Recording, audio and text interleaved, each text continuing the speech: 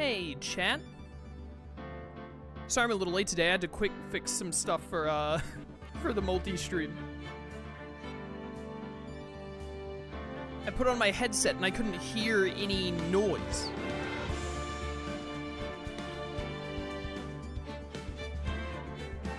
Oh, I think I'm also realizing another problem. Just a second.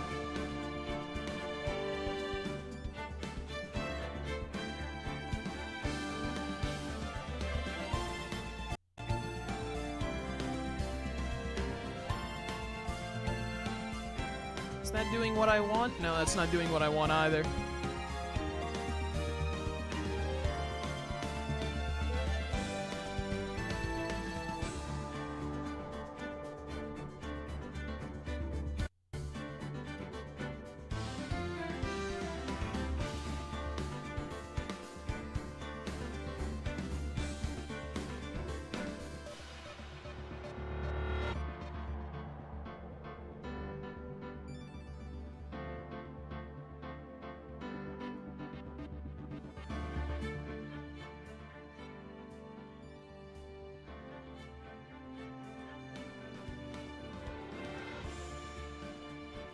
This is a problem I'm gonna have to fix. I didn't realize this isn't my fault.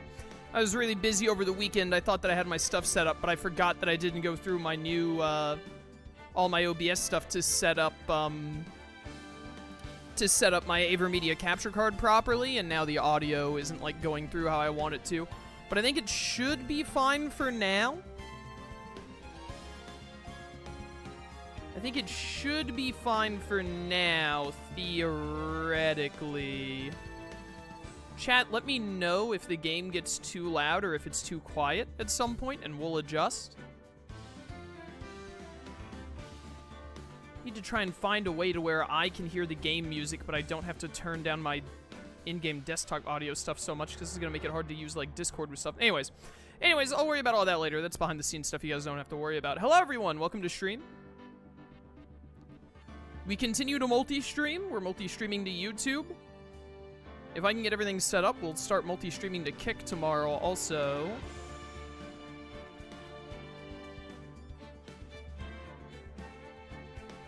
But today is still just gonna be Twitch and YouTube. Hello, everyone in chat. Hello, welcome.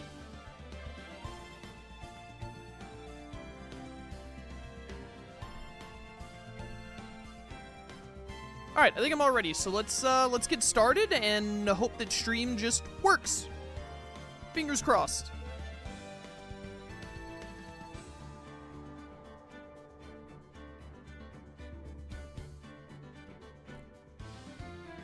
Hello, everyone, and welcome back to the Phoenix Wright Ace Attorney Trilogy. We're back to the stolen turnabout. We're back in the trial after last time where we figured out a lot of stuff. I don't know who's the bad guy here. I think it could probably still be a hot lady whose name I can't remember, but we're gonna find out one way or another. Hey, Nick, what is it this time? You won't believe how many people are here for the trial. Well, it is a murder case. What are you talking about? They're here for the trial next door. The trial next door? Why don't you know this, Nick? They're having Detective Atmey's trial today. Detective Atmey? They say they're gonna try him as Mask to Mask. Already? That was fast. Boy, I'd love to see Mask to Mask's trial. I know. By the way, where's Pearl? She went back home. She said she can't neglect her training anymore. I know you don't like me. Pearl has really gotten into her training lately, huh? Yeah, ever since that incident last year. Chat, is the audio good? Is it too loud? It looks like it might be a little too loud in OBS. I should have done more tests with my AverMedia's sound setup and all before stream today, but it completely slipped my mind and I thought that it would kind of just work. Should have done more stuff with it though. Please don't ignore me! Oh, this guy. Mr. Delight, good morning. No one likes me. No one would notice me even if I killed someone. Come on, don't be silly. Wait a second. You don't mean you're the murderer? No, I'm just a poor thief. No, wait, that's not right. A thief can't really be poor. I mean, you can be a thief and be poor. gonna turn the game audio down just a smidge more. And hopefully it won't be too low. But you guys let me know, chat.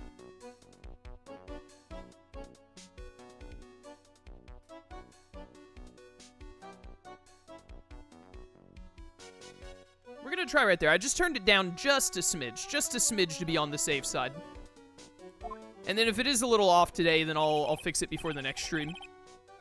That's what I need to be doing tomorrow, is cleaning all this up before we do Skyward Sword.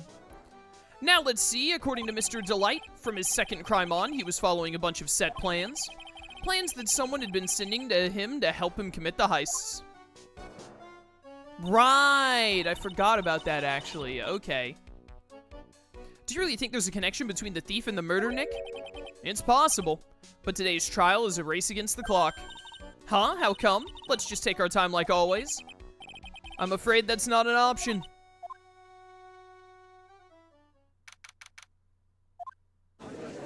Why is it not an option, though? Court is now in session for the trial of Mr. Ron Delight. The defense is ready, Your Honor. You're ready? Preparation is the last refuge of the weak. What? Alright, settle down, everyone. Let's begin with your opening statement, Mr. Godot. What do you mean the last refuge? It's good to be prepared, idiot. He's got the judge in the palm of his hand yet again. Ron Delight is simply too young to be sent to war. That's all. I'm afraid I have no idea what that means, Mr. Godot. Yeah, me either.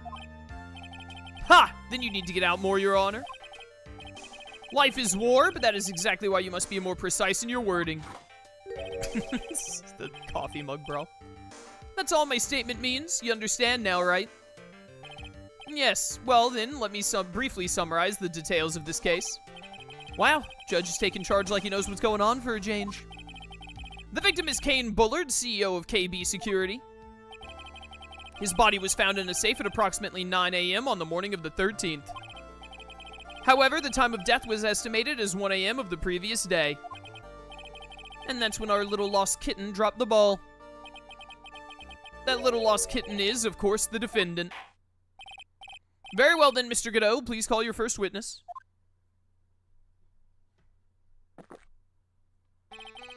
I never drink more than 17 cups of coffee during any given trial. You're going to die. What? 17? 17. Like, he's gonna die, right? Chat, how much coffee can you have in a day without it, like, super negatively affecting you? It's gotta be, like, 3, right? 3 or 4? Like, 1 for each meal of the day and then 1 extra? Right? I would think. Because, like, otherwise it's gonna, like, kill you, isn't it? But the first one is always the best. If the first one is the best, why do you keep drinking more and more of them, bro? Mr. Godot, your witness. Okay, then, let's hear what the defendant, Mr. Ron Delight, has to say for himself. The defendant? Well, Mr. Wright, does the defense have any objections? Maybe a bit of a disadvantage having the defendant testify, but... I remember when Mia was defending me, she allowed me to testify so she could do the cross-examination. She put a lot of trust in me back then. Stupid of her then, stupid of you now. Internet says that 4 to 5 cups is the safe range. 5 is still, like, too much. In my world. I don't drink coffee, but, like, 5? 5 a day? We have no objections, Your Honor. The defense will allow Mr. Delight to testify. Ha! You've got guts, trite. Alright then, Mr. Ron Delight, please take the stand.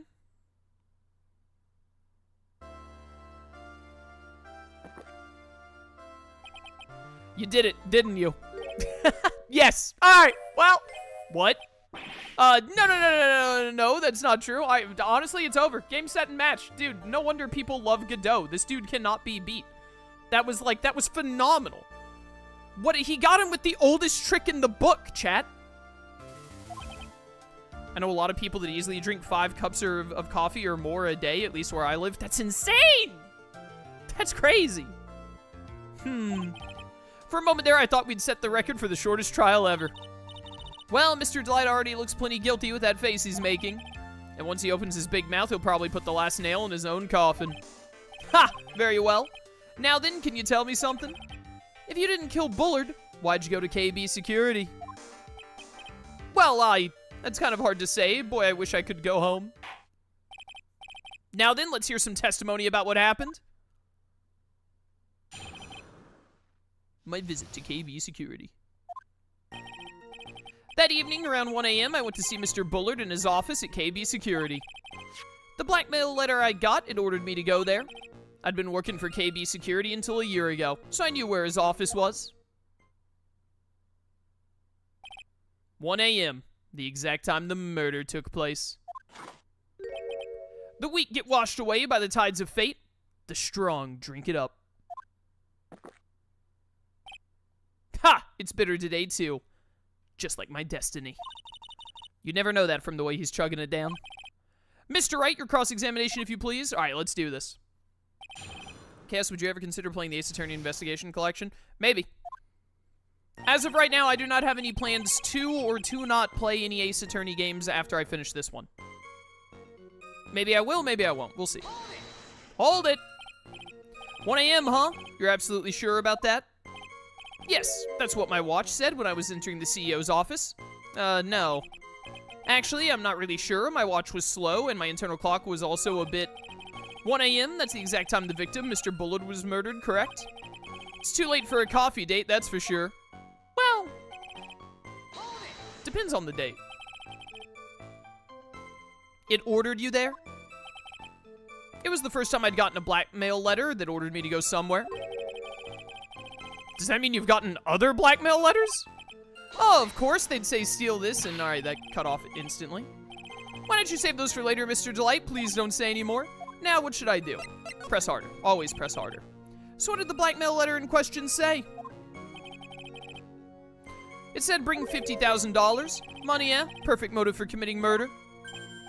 Oh, but wait. I never intended to pay that money anyway. Oh, is that right? After all, he had nothing to hold over my head. I had nothing to be afraid of. An important point indeed. Witness, let's have that added to your testimony. Yes, sir. Ha! A muddy mud skipper in outer space has a better chance of surviving than I do. Chat, what the heck is a muddy mud skipper? I did see the Persona 4 remake trailer. It's stupid that they did Persona 4 Revival instead of Persona 4 Rewind. But, yeah, I saw it. I don't... Did it have a release date? I didn't actually watch the trailer because I saw, like... actually, I might have seen the whole trailer because it was only, like, 30 seconds. It looked like they just showed you, Narukami, like, running down a street, and that was it, basically.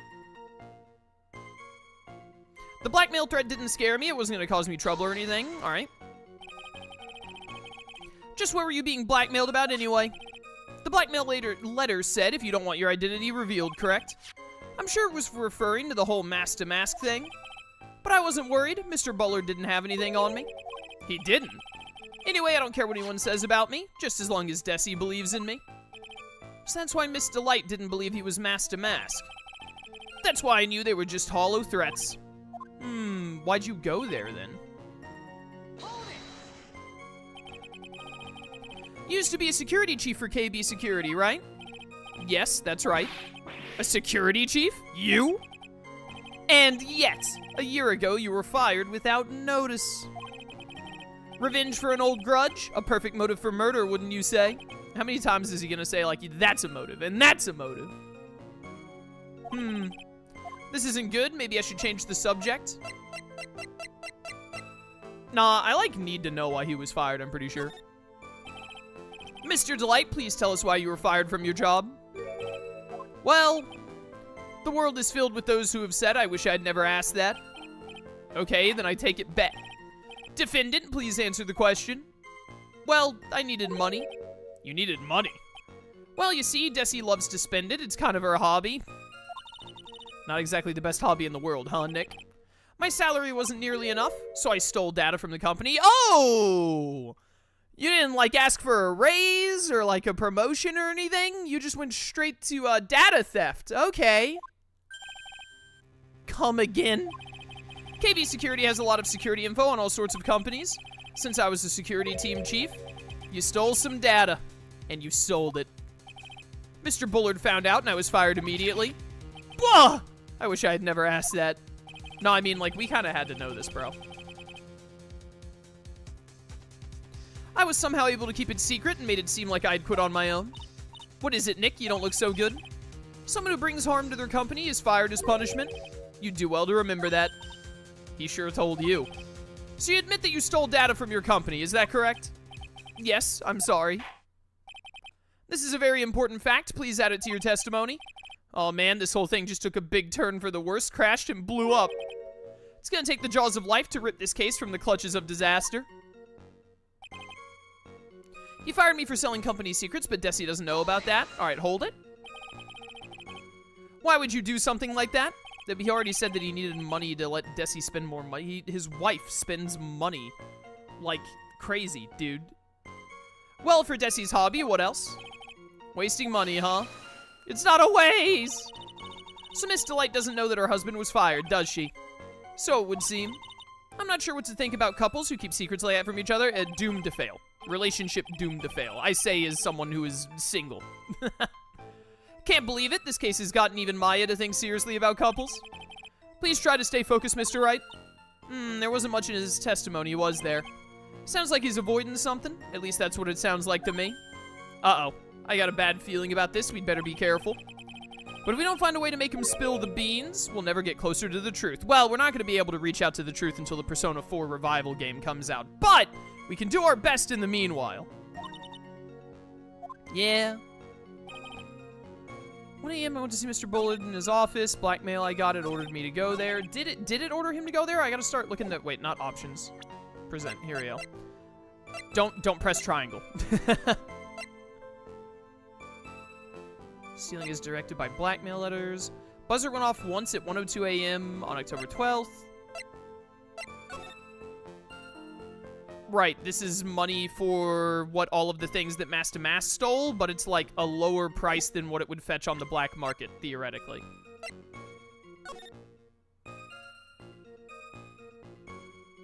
Okay, okay. Right, that was Ron Delight pretending to be a guard there. Blunt trauma to the head. Bum, bum, bum, bum, bum, bum. If you don't want your true identity revealed to the world, come to KV Security at 1 a.m. October 12th, bring 50K. If you don't, I'll take that red diamond you received the other day instead. The one who received a red diamond was... Atmey, wasn't it? I think?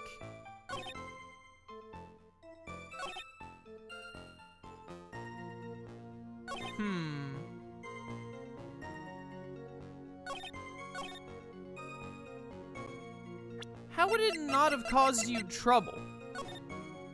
Because it says here that he was going to reveal your secret. Like, if he reveals your secret, that is going to cause trouble for you, right?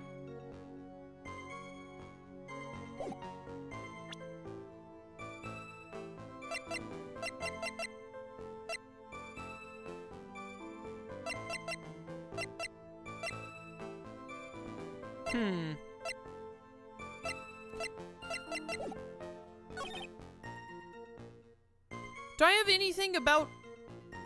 Do I have any evidence about you being a security dude?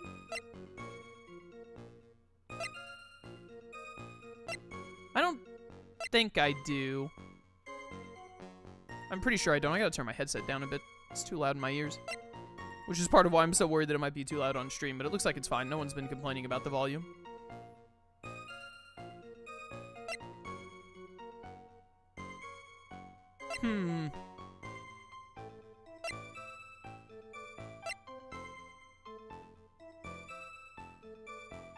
No, I don't think I have anything... I don't think I have anything that specifically talks about him being fired. Unless it, like, says it on his profile or something. Nah, it just says that he used to be... Okay, I don't have anything specific. Fired me for selling company secrets, but Desi doesn't know about that. Okay, so more stuff that Desi doesn't know about. I think it's gotta be here that he says it isn't gonna cause him trouble or anything. I'm gonna save the game. Because it will cause you trouble. You'll be arrested. Or your wife will find out. Because she doesn't know that you're, like, being blackmailed or whatever. Music didn't stop, I'm a fool. This evidence clearly reveals the contradiction. How exactly in the evidence statement related? They aren't, are they? Alas. Not at all, yada yada.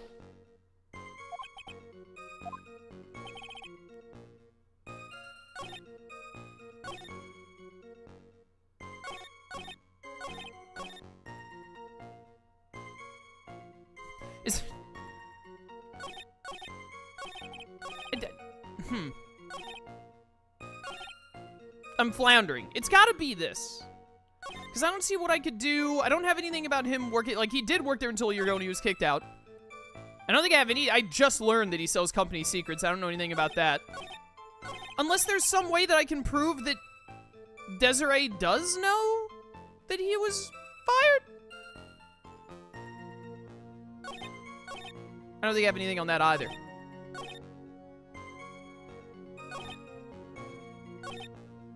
It's gotta be this one. The blackmail threat didn't scare me. It wasn't gonna cause me trouble or anything. It's going to cause you trouble if people, like, know that you're mask to mask.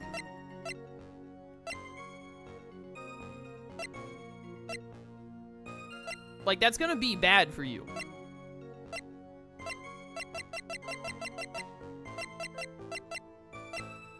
I don't know what I'm supposed to present to make that argument, though. So maybe I am wrong?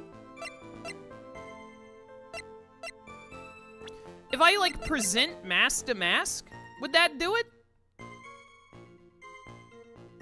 Like, saying that, like, if people know that you're the Phantom Thief, wouldn't that be bad for you?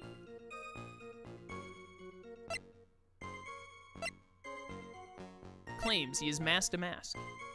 He has acknowledged that he is, in fact, mask to mask. My friends. I wouldn't admit that in public, to be honest. He seems to know me somehow. Head of planning, promotion, yada yada yada. Hates criminals and cowards more than anything. Maybe I'm supposed to present Desiree? Because it would, like, she hates criminals, so if a dude said that you were mask to mask, then your wife would hate you. I don't think I have any evidence that works here, so it has to be, like, either presenting mask to mask or presenting Desiree, or I'm just horribly wrong. Maybe there is something I can mention about his job, or whatever. I saved the game, didn't I? I'm gonna try and present Desiree and mask to mask, and then if I'm wrong, I'm wrong, and then we'll just reload. Never mind, I'm a genius. Mr. Delight, what you said just now doesn't match what you told me yesterday. Oh, was I supposed to remember something very specific that was said in the case before? That stream was a week ago, so. What doesn't? I think you must have been scared, very scared, of having a certain person find out your secret. Gulp. A certain person. Oh, so I was supposed to show Desiree specifically. Well, I'm glad I clicked her first and not mask to mask. Miss Desiree Delight, the defendant's wife. Ah, but listen to me, my Desi, she's... Looks like if I just sit back and relax, the fun will end before it truly begins. Godot. Yes, we know it was all your wife's fault. What do you mean? Mr. Delight stole company data to pay for his wife's spending habit, for which he was fired. Unable to face his own wife, someone used his dirty little secret to blackmail him. And that is how this murder came about. No, everything is falling neatly into place for him. Don't talk about my Desi like that, or you'll be sorry. And then Delight pulls out a gun and shoots Godot. Well, it seems that we've learned a great deal of things here so far. What do you think, Nick? I didn't think it was possible to get so thoroughly whipped in just 20 minutes. Clearly, there was sufficient... Wait a minute. Have I been live for 20... No, I've been live for like 30 minutes. That was going to be really funny if I'd been live for 20 minutes. But we spent the first, like, 5 minutes of stream on starting soon screen, and then, like, the next 5 minutes, like, talking about the case before it started. I think it actually nailed it on 20 minutes. Incredible. Clearly, there was sufficient motive for murder. He stole data for his wife, and he killed to protect his secret. A family man who cared just a little too much. Are you considered a family man if it's just you and your wife? I mean, that is your family, you and your wife, but I don't know. I feel like when someone says that you're a family man, you, like, need to have kids. Chat, what do you think? Am I off base on that? I feel like if you're calling someone a family man, I would expect them to have not just a wife, but also children. Or, you know, nah, just wife and children.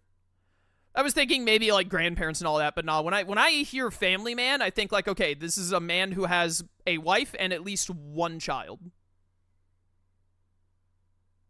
The motive is clear, let's move on. What happened at the crime scene at 1 in the morning, Mr. Delight? Come now, tell us, we're all ears. At the CEO's office. When I entered the office, there was a suspicious shadow there. The hedgehog! Alright, that was clearly Atmey's silhouette. Suddenly, I was hit on the forehead. After that, I remember being a bit dazed. If I hadn't been wearing that, I would have been killed. Wait, wearing what? When I came to, Mr. Bullard was lying there, dead. Wait, what were you wearing on your head? I see. Suddenly hit on the forehead, huh? I believe the detective from yesterday provided similar testimony. He said that Master Mash struck him on the head from behind. Of course, since Atmey turned out to be the culprit himself, that was all a lie. Ha! No one's gonna believe a pathetic lie like that. What are you saying? I really was attacked. We'll find out if what you say is true or not during the cross-examination. Got that, Mr. Trite? Don't go easy just because he's your client. If I see any sign that you are, I'll treat you to another cup of my special blend. You don't need to worry about that, Mr. Goodell. I have faith in Ron. I know he didn't do it. Well, I don't know about having faith in him. I'd argue that someone that prioritizes family is a family man, even if they aren't married or have children. I mean, yeah, you could definitely argue it. I'm just saying that when you think of a family man, you think of, like, a wife and kids, right? When someone says, like, yeah, he's a real family man, I don't think, like, oh, he's, you know, unmarried, no kids, but, like, he cares a lot about, like, his brother and his, like, parents. I think that that could still fit the family man, like, moniker, but it's just not what you would think of. Alright, there was a suspicious shadow, alright. Who is this suspicious shadow? If there were 1,000 of me, and if even one knew, I'd tell you, trust me. What? If I used the Shadow Clone Jutsu, and a single one of them had witnessed the crime, I would give you all the deets. His dodging all of our questions is not helping us win this case. Okay, then how was the victim Mr. Bullard at that time? What do you mean by how was he? Was he already dead? Was he still alive? Maybe he was the one who hit you in the first place. That's a good question. What do you think, Mr. Wright? Forget it. Okay. Your forehead? Yes, I was hit on the forehead as soon as I entered the room. I had my hand up there in the shape of an L and everything. It was an amazingly fast and powerful attack. Well, yeah, Shadow the Hedgehog is, like, the 3rd fastest creature in like, all of history. 3rd place is Shadow, 2nd place is Sonic the Hedgehog, and then the fastest, like, the fastest person in any media ever is Knuckles the Echidna, as we all know. Do you remember anything about who hit you? Well, like I said, it was a fast and powerful hit, so I think I was a little dazed for a while. I don't think Mr. Delight even grasped what you were asking. Yeah, I'd like to show him a fast and powerful attack myself. Phoenix uses the Kamehameha. Maybe that would knock some sense back into him. If I hadn't been wearing that, I would have been wearing what? That? Could you please clarify what you're referring to? Why, my Master Mask costume, of course. Oh, you're in the full drip. Wait just a moment, Master Mask. Huh? Oh, did I forget to mention it before? Just to be on the safe side, I dressed as Master Mask. And then I descended upon the office of the CEO of KB Security. I want to say QB. What? Nick, did you know about this? He never told me this. I don't recall him ever mentioning it to me either. Even I didn't know that. Seems our little friend really loves to keep secrets. I'm sorry, I just never had a chance to mention it up until now. Wait, that's not right. You know how sometimes things just slip your mind? Ha! My 6th cup of coffee is staring up at me coldly. At any rate, we can't ignore this new piece of information. Witness, please correct your testimony. I'd have been killed if I hadn't been wearing my Mask-to-Mask costume. Alright, speak more on that. How did that make you feel? Why were you dressed up as Mask-to-Mask? Why? Because I'm Mask-to-Mask, of course. What are you talking about? I wonder if I'm supposed to contradict this with Atmey claiming that he's Mask-to-Mask. Mask-to-Mask trial is being held next door. Ah, yes, I guess so. Anyway, at that time, I thought I was being blackmailed over the Mask-to-Mask issue. So I thought I should go as him just to be safe. Oh boy, let me tell you, it's a real pain to move around with that cape. That's why it took a lot longer than I'd expected. Wait a second. If you are Mask-to-Mask and you've done a bunch of thefts and it's hard to move in the cape, why? That doesn't make sense. It shouldn't be hard for you to move in the cape. Took a lot longer? What is he talking about? Yeah, press harder on that. What do you mean by took a lot longer? Opening the safe, of course. Wait, you opened the safe that the dead body was in? My cape got caught on the safe door, you see? This all happened when I was hiding Mr. Bullard's body. What was that? Back up a second. Oh, no, wait, no. He did say that... No. Wait a minute. Last week, he did say that he hid the body, but he found him dead, didn't he? Yes? You were the one that hid the body in the safe? Well, yeah. Inconceivable! Why? Just why? What reason could you have? What were you thinking? Question. When does someone toss their dirty shorts in the washing machine? What? The answer is simple. When they take them off. As usual, I have no idea what you're saying. Do you mean that Mr. Delight hid the body because he's the murderer? Ha! So you're not as stupid as you look. His metaphor this time was really obscure. I don't think that that's what obscure means. I think it was just a bad metaphor. Obscure means that it's, like, not well known. I think everyone knows what it's like to be wearing dirty pants, Maya. Mr. Wright, you don't mean that you knew about this whole safe business, do you? Well, yeah. Why am I the only one not in the loop here? Witness, make sure you add this to the testimony. Yes, sir. Uh-oh. Looks like a storm front is moving in over the fair weather judge. Panicked and hid the body in the safe. It took about 10 minutes. Oh, I've got to have something. I've got to have something that goes against this 10-minute narrative. This button was hit at 1:02 right after the death. He died at 1. It took you 10 minutes to hide the body and then leave? And, like, oh, but wait, I can't remember. Was Larry not at the thing to, like, respond to the button? Or something?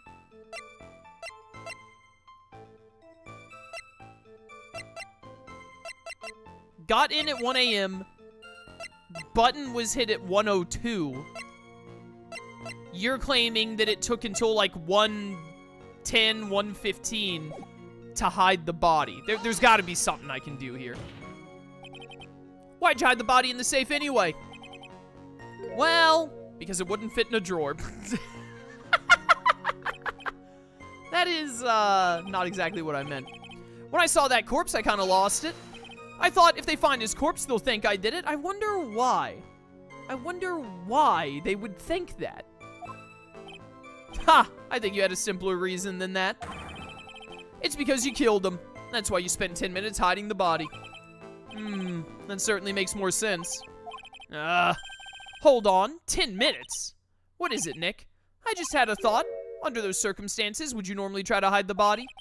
And spend 10 whole minutes doing it? Under those circumstances? What circumstances? Ah, yeah, the button being pressed. Right, because there's no way that even if Larry wasn't there to respond to it, there's no way that once that emergency button was hit and like an alarm was going off for Ron, Delight, Mask-to-Mask, whatever his name is, the man of many names, the artist formerly known as Cinnamon Bunhead, there's no way for him to have known that he had time to spare. Hey, Nick, if you think his behavior was so strange, why don't you present some evidence that would show just what those circumstances were? Okay, they're kind of holding my hand on this one, which is upsetting because this one I actually called off the... I knew immediately when I saw the 10 minutes thing, like, I know how I'm supposed to counter this, and then the game basically, like, holds your hand to figure it out. That's it. I'll take a look at the court record and present some evidence. What is this, baby's first trial? We heard this from Mr. Delight yesterday, didn't we? There's not much in this testimony either. Bet he's still hiding something. Wouldn't be surprised. We'll just have to draw it out of him. I just hope he doesn't make things any more complicated. Alright. It took about 10 minutes. Not possible when this button was hit at 102. Let's go. Your Honor, could you please take a look at this record? And what might this be? The record for the emergency buzzer that connects the CEO's office to security. If the button in the office is pressed, a security team is supposed to come running. And according to this record, the buzzer was pushed once at 1:02 a.m. What? If Mr. Ron Delight truly was the murderer, he would have ran as soon as that buzzer sounded. After all, a security guard would have been heading his way. Ha! Let's remember who we're dealing with here. He probably had no idea there were security personnel in the building. Up until 1 year ago, my client was working as chief of security. There's no way he wouldn't have known about him. Yo, I love this objection back to back. But as it turns out, the guard never came. That was nothing more than a coincidence. The fact that the guard was a pathetic loser who had just gotten punched in the face by his ex's new boyfriend and wasn't anywhere in the vicinity was not something Mr. Delight could have known. I love a back-to-back objection like this. Ha! Again, remember who we're dealing with here? It's a sure bet that Mr. Delight didn't even notice the buzzer going off. Dude, is there a time in the other games where it's like back-to-back objections like this? I love this. I wish that the cases had more of this. This buzzer is extremely loud. There's no way he could have ignored something like that. If he had been conscious, that is. Conscious? What do you mean by that? Ugh. I know. He got his reset coffee. Fine, let's hear your theory. All right, hit him with the game theory. Hit him with the game theory, Phoenix. Let's do it. Recall the defendant's testimony. The moment he entered the victim's office, someone attacked him. Mr. Delight said he felt dazed. I'm willing to wager that he was knocked unconscious for at least a few minutes. Unconscious? So he fainted? That's why Mr. Delight didn't know the buzzer had sounded. And that's why he thought he had time to hide the body. So what are you trying to say? Mr. Delight was knocked out and the buzzer went off soon afterward. Now, unless my client was able to hit the buzzer while he was unconscious. Why can't I say unconscious correctly? It could only mean there was another person in that room. That's right. Whoever it was, they knocked out Ron Delight and then pressed the buzzer. The music that plays when you ruin Godot's entire argument. And then you steal his coffee when he's not looking. Order in the court. Mr. Wright, this is preposterous. It was this kid. Ron Delight is the one who killed Kane Bullard. He's 23, isn't he? He's not a kid. He's married. Then who pressed the buzzer? It was the victim, of course.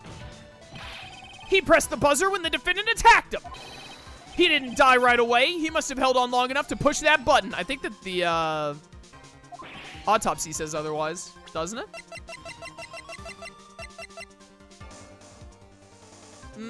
Blood trauma to the head. I feel like you can't live long after something like that happens, but it might not be enough proof. So Kane Bullard sounded the buzzer himself. What's your opinion on this, Mr. Wright? I need to prove that the real criminal was there at the scene, but how? Ooh, that's a good question. How? Can I prove that it wasn't Kane Bullard who sounded the buzzer? I mean, I have to, right? I have to. But how am I gonna, like, I mean, I have to. The defense's opinion is this, Your Honor. This piece of evidence proves that it wasn't the victim who sounded the buzzer. Ooh,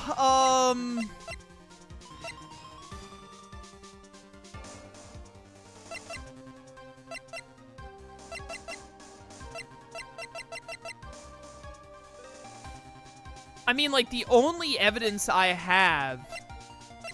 I love this music. It's not as good as the first game's music. I still think that the first Ace Attorney game had the best music, by the way.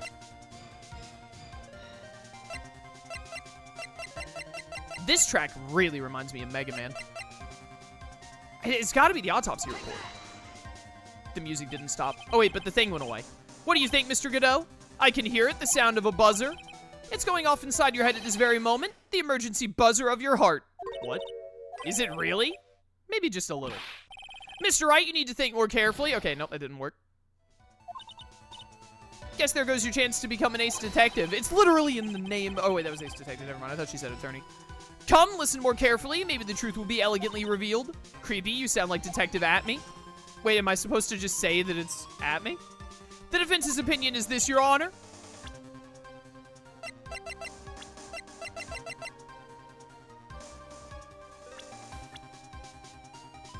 Is the game actually telling me that? How is presenting Atmey here gonna... I mean, saying that Atmey did it isn't evidence, though. But I only lose 1 life point. I'm gonna try. No, music didn't stop again. Never mind. What do you think, Mr. Godot? I can hear it. The sound of a buddy. Yeah. Shut up. Shut up. Shut up. Shut up. So wait, what evidence am I supposed to show here? Truth will be elegantly revealed. The game tricked me there. What evidence do I have?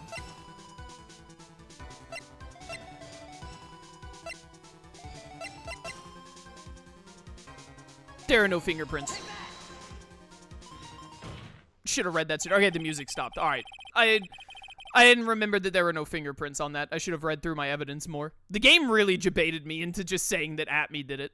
I mean, it had to have been Atmey because that's the silhouette they keep showing, which is why I thought that maybe I was just supposed to say, like, Atmey did it. And then they'd be like, how can you prove that Atmey did it? And then I'd do something else to prove it, but whatever. I believe this is the piece of incontrovertible evidence you were looking for. The emergency buzzer? Is there some kind of clue on it? Absolutely not. Hey, come on now, at least give some thought to what you say before opening your mouth. The fact that there are absolutely no clues is itself the clue. Now I'm the one who's clueless. In Seattle. This button has no fingerprints on it. If Mr. Bullard had really pressed it himself, naturally he would have left his fingerprints behind. Okay, I was about to say, like, whatchamacallit would have been wearing gloves. Okay, so Atmey was wearing gloves if it was him. Whoa! Ron Delight obviously wiped them off. Why would he? A guard could have come in at any moment. He touched that button. I know he did. Dude, I love this objection back and forth. The defendant, Mr. Delight, was dressed as Master Mask. And Master Mask always wears gloves. What reason could he possibly have had to wipe the button free of fingerprints? Order! Order! Order! It would seem... well, Godot ordered a cup of coffee. I've been forced to eat crow. I wonder what blend number crow-flavored coffee is. However, if the real killer was there at the scene, why would that person press the emergency buzzer? Shouldn't they have run away without putting themselves in extra danger?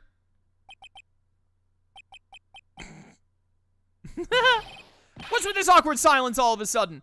I mean, if it was Atmey who did it, then he must have also been maybe he's the one who did the blackmail? Well, no, because I think that Bullard was blackmailing Atmey because he mentioned that red diamond, and Atmey said that he got, like, a red gem or something as a reward.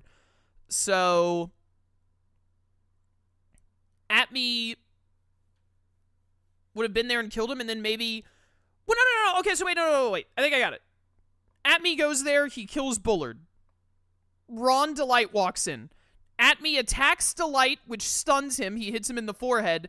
Atmey hits the button to call security with his gloved hands because he wants security to come up and to blame Ron for it all, I think.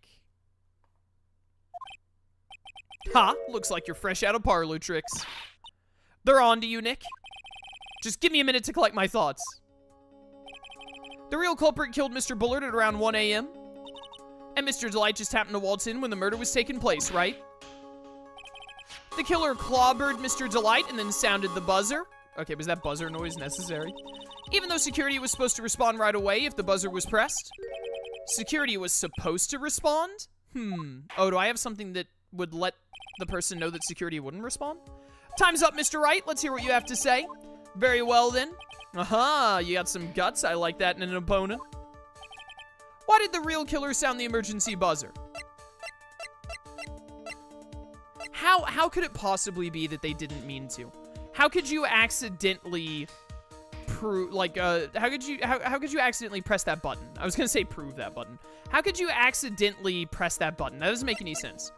It says emergency on it because we made fun of Maya for it. I was just scheduling the last Ace Attorney stream, one of the videos, and I was clicking through the video to see, like, to get a name to title the video, and I clicked into one part where Maya was saying, like, how was I supposed to know what the button did? And then Phoenix was like, it literally says on the button that it's an emergency button. It must have been that it was Atmey calling the security guard to say that it was Delight that did it instead, to catch Delight there. It's gotta be. The killer knew that if they pressed that button, a guard would come running. And that was exactly what they wanted. Do you mean to say the killer called the guard on purpose? Yeah, although as it turned out, he never showed up. Because he was getting his clock cleaned at the time. Ha! What a touching story. You're saying the killer had a change of heart and called the guard to turn himself in? No, I'm not. When that buzzer sounded, there were 3 people in that office. The victim, Kane Bullard, who was already dead. The defendant, Ron Delight, who was out cold. And the 3rd person, the real killer. Man, they don't even hide that it's Atmey.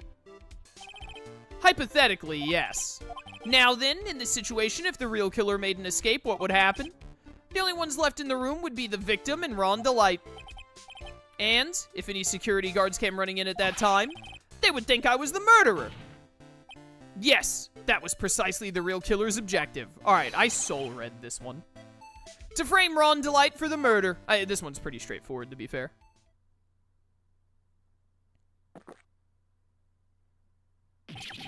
Order, order, order! Ha! It would seem I've been made to eat my words once again. Actually, you've been made to do a spit take with a cup of coffee. Mr. Wright, who was it? Who was it that tried to frame me?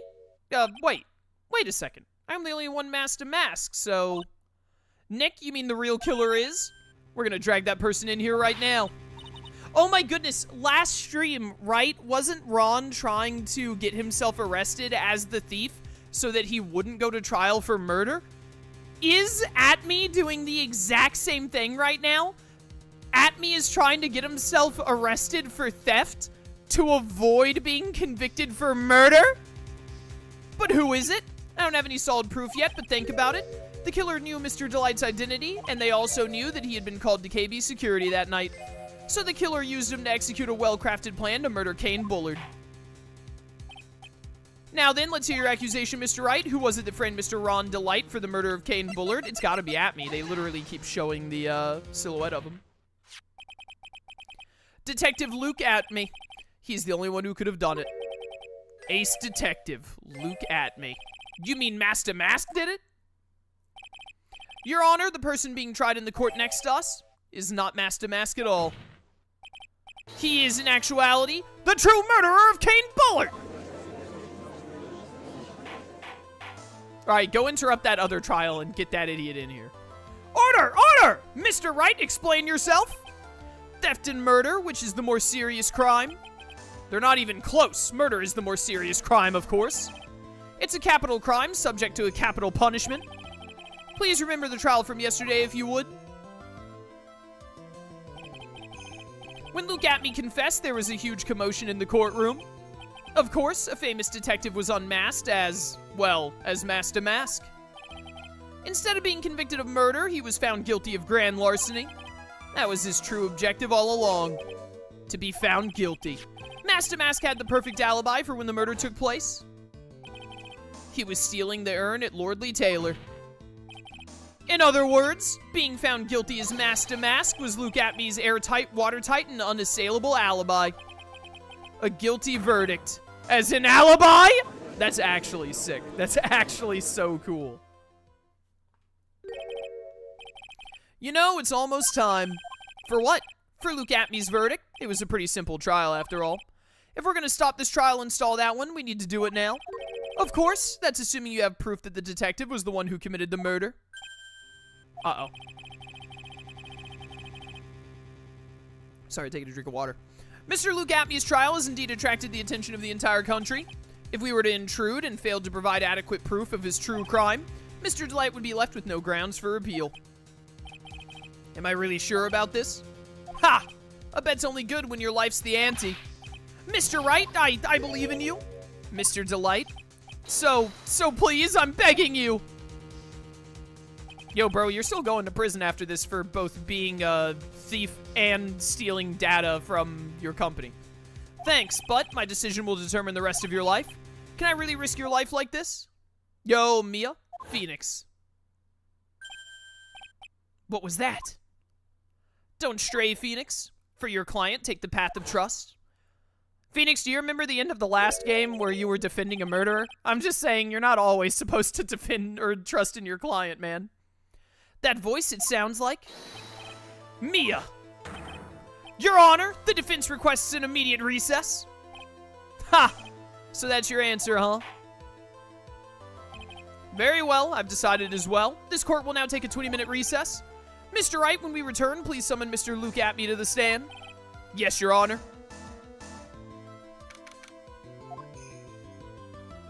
Oh my goodness, it's Winston Payne. Well, sir, Detective Atmey.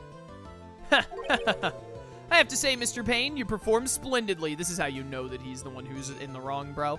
This is how you know. There's no other way. No one on the side of justice would ever, in a million years, commend Winston Payne. Oh no, sir, Detective Atmey, you were the one who... Ah! He's got the same beard. That's enough. This court sees no reason to further prolong the trial. This court finds the defendant, Luke Atmey. Alright, I don't like the young version of the judge. Wait! Don't hand down your verdict yet, please! Well, well, sir lawyer, welcome to my courtroom. Who's this hoser, eh? Wait, is this judge Canadian? My name's Phoenix Wright, attorney at law. I wish to file an accusation against this man, Luke Atmey. Accusation? You accuse Master Mask? That man is not Master Mask. He's just a ruthless murderer. What? Get bodied, idiot. This is what you get for having a stupid nose. To be continued.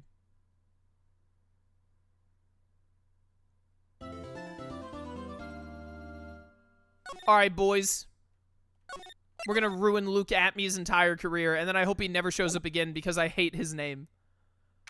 His name is the worst pun name by far. My sis? I could have sworn I heard Mia's voice. So then she's still alive in your heart. What in the Kingdom Hearts are you talking about? Nicky boy! Ah, Miss Delight. Is it true that detective is the real killer? To be honest, we don't have any definitive proof. But he's the only one who could have done it. But wasn't he at Lord Lee Taylor that night? Not to mention, we don't exactly know his motive. I mean, why would Detective Atmey want to kill Kane Bullard? I think, and therefore I am, Detective Atmey was like the only security person at Lord Lee Taylor because Adrian hired him. But also, didn't he have access to the software that took the picture of Master Mask at Lord Lee Taylor? What if he just changed the timestamp on it?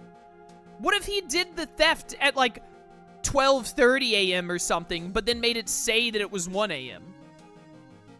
That's what I'm thinking right now, because who stole the urn?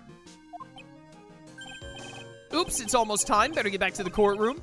I need to find some solid proof, and it's gotta happen sooner rather than later.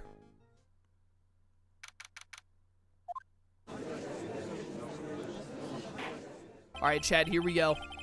Even when he's not the one facing him, Phoenix won't let Payne win a trial. Well, that's what Payne gets for being a loser. Now then, this court is back in session. Mr. Luke Atmey, please take the stand. Well, well, how do you do, sir lawyer? I never would have thought to see you acting so recklessly. Couldn't let them hand down your verdict just yet. Not when it would have given you your perfect alibi. An alibi by the name of Master Mask. I'm sorry, I'm afraid even the great Luke Atmey has no idea what you mean. Of course, I've been in the next courtroom ever since... The next courtroom ever since... I think that's supposed to say over. The next courtroom over since 10 o'clock this morning.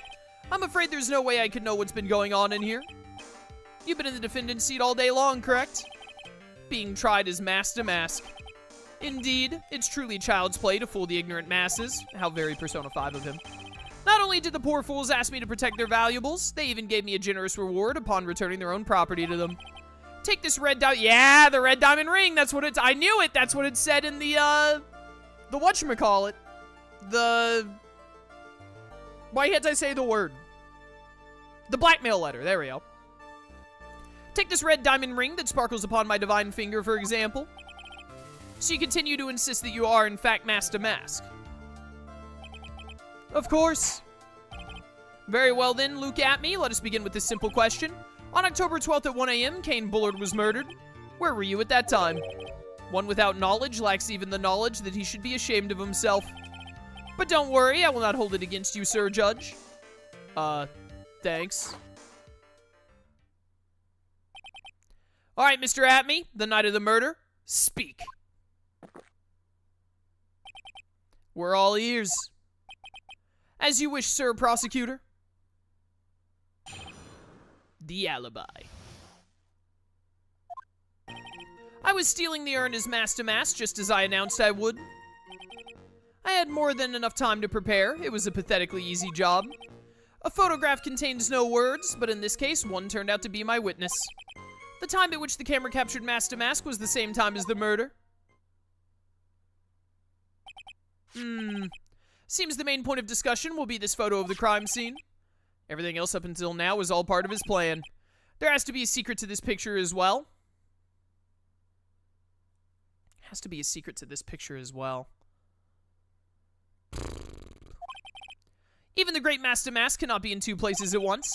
Now then, if you'll excuse me, I have a verdict to receive. Unfortunately, Mr. Atmey, we still have to do your cross-examination. A fool is too foolish to know that he is a fool. Alright, you've been talking to Von Karma. I think he's trying to say that you're full of it, Nick. The only thing that's full of it is his alibi. How am I gonna disprove this one? Because I'm not sure how I'm going to. So this photograph is the proof, correct?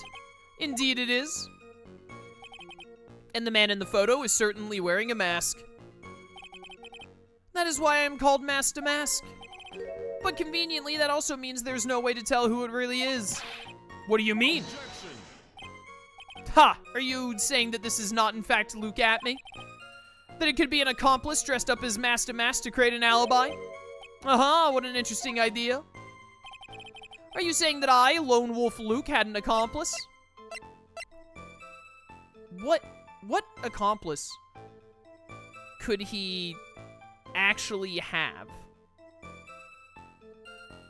There's no way. There are no other, unless it's her. But if she does actually hate criminals and all, then there's no way that she would work with Luke Atmey. I don't think that's right. If Luke Atmey was at KB Security during the murder, then the mask to mask in this picture has to be a fake. Then there really was an accomplice. Okay, maybe I'm wrong.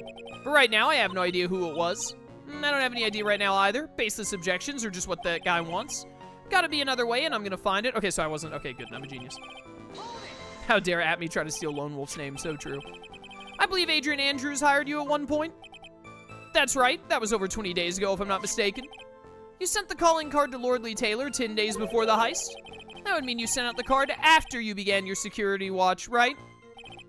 Indeed. There was no reason why I couldn't do both jobs at once. It was the perfect opportunity to steal my latest target. I see. You truly are evil, aren't you? Yes, evil is what I am.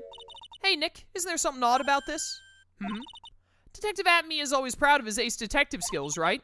But if the urn was stolen from Lordly Taylor while he was the only one watching it, he'd have no way to maintain his perfect ace detective persona. You know, that's true. It is kind of odd.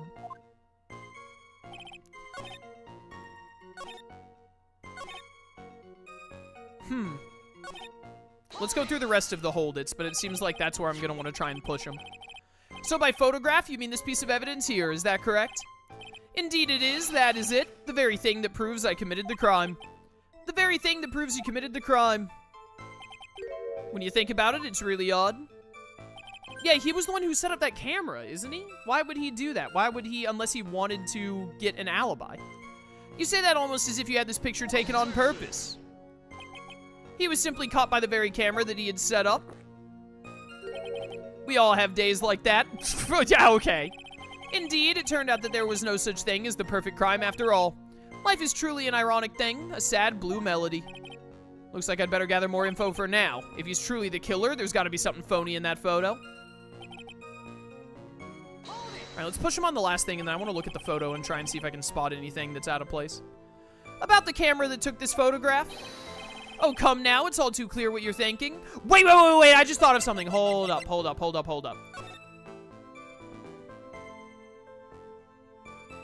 This photo is not dated. It just says a timestamp. Do I have anything that dates this photo?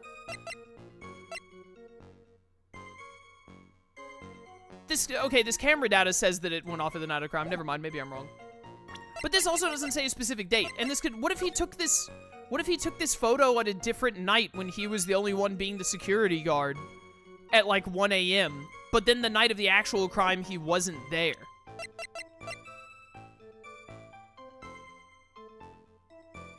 I think I might be off on that because that camera says that it went off that night, or that data says it went off that night.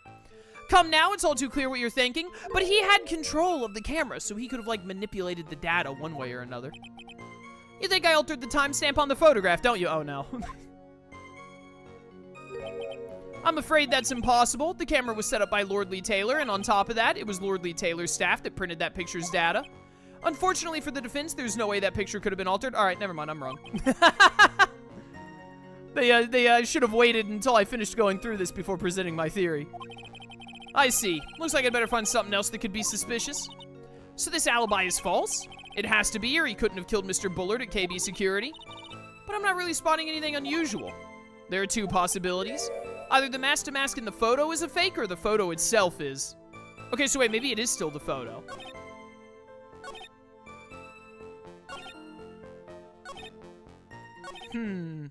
This makes me uncomfortable when they do the close-up on his eye. What was this one again? This was the one that Maya was like, this one's sus, right? Adrian hired you over 20 days ago, 10 days, you began your security watch. Indeed, there's no reason I couldn't do both at once. Perfect opportunity. Truly are evil. Yes, evil is what I am. Isn't there something odd? Proud of his ace detective skills. If the urn was stolen while he was the only one watching, he'd have no way to maintain his perfect persona. You know, that's true. It's kind of odd. I don't know what evidence I can do. By photograph, you mean this piece of evidence here. Indeed, the very thing that proves me innocent of crimes. Or no, not innocent of crimes, that proves you did the crime. Surely even you understand by now. Lord Lee Taylor provided it. There's no way I could have tampered. That means I could not have killed Kane Bullard unless I had an accomplice. Does he have an accomplice? Come on, think long and hard about that night. The basement warehouse in this picture that supposedly captured it. Is this different dialogue? This doesn't look familiar. Oh, I didn't have this option before, right? I don't think so. It's gotta be here. Isn't there something funny about this picture? This has gotta be what I'm supposed to do because it didn't show up the first time I went through it. Wait a minute. This is what I wanted to look at. Huh.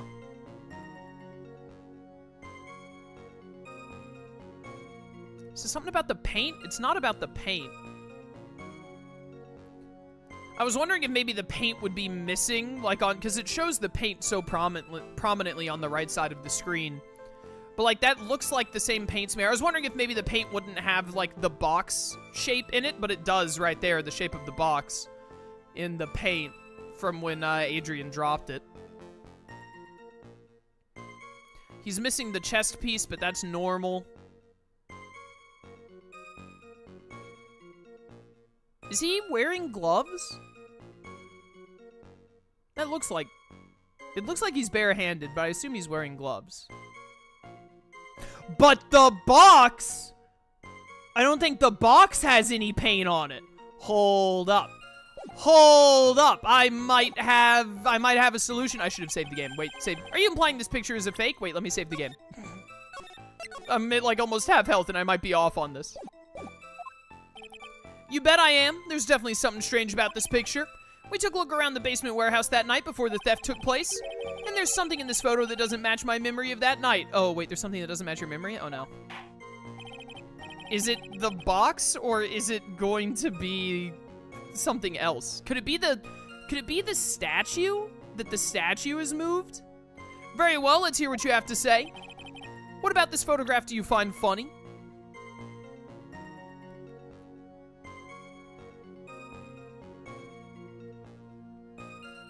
It's either that the box doesn't have paint on it, or it's that the statue isn't over the paint.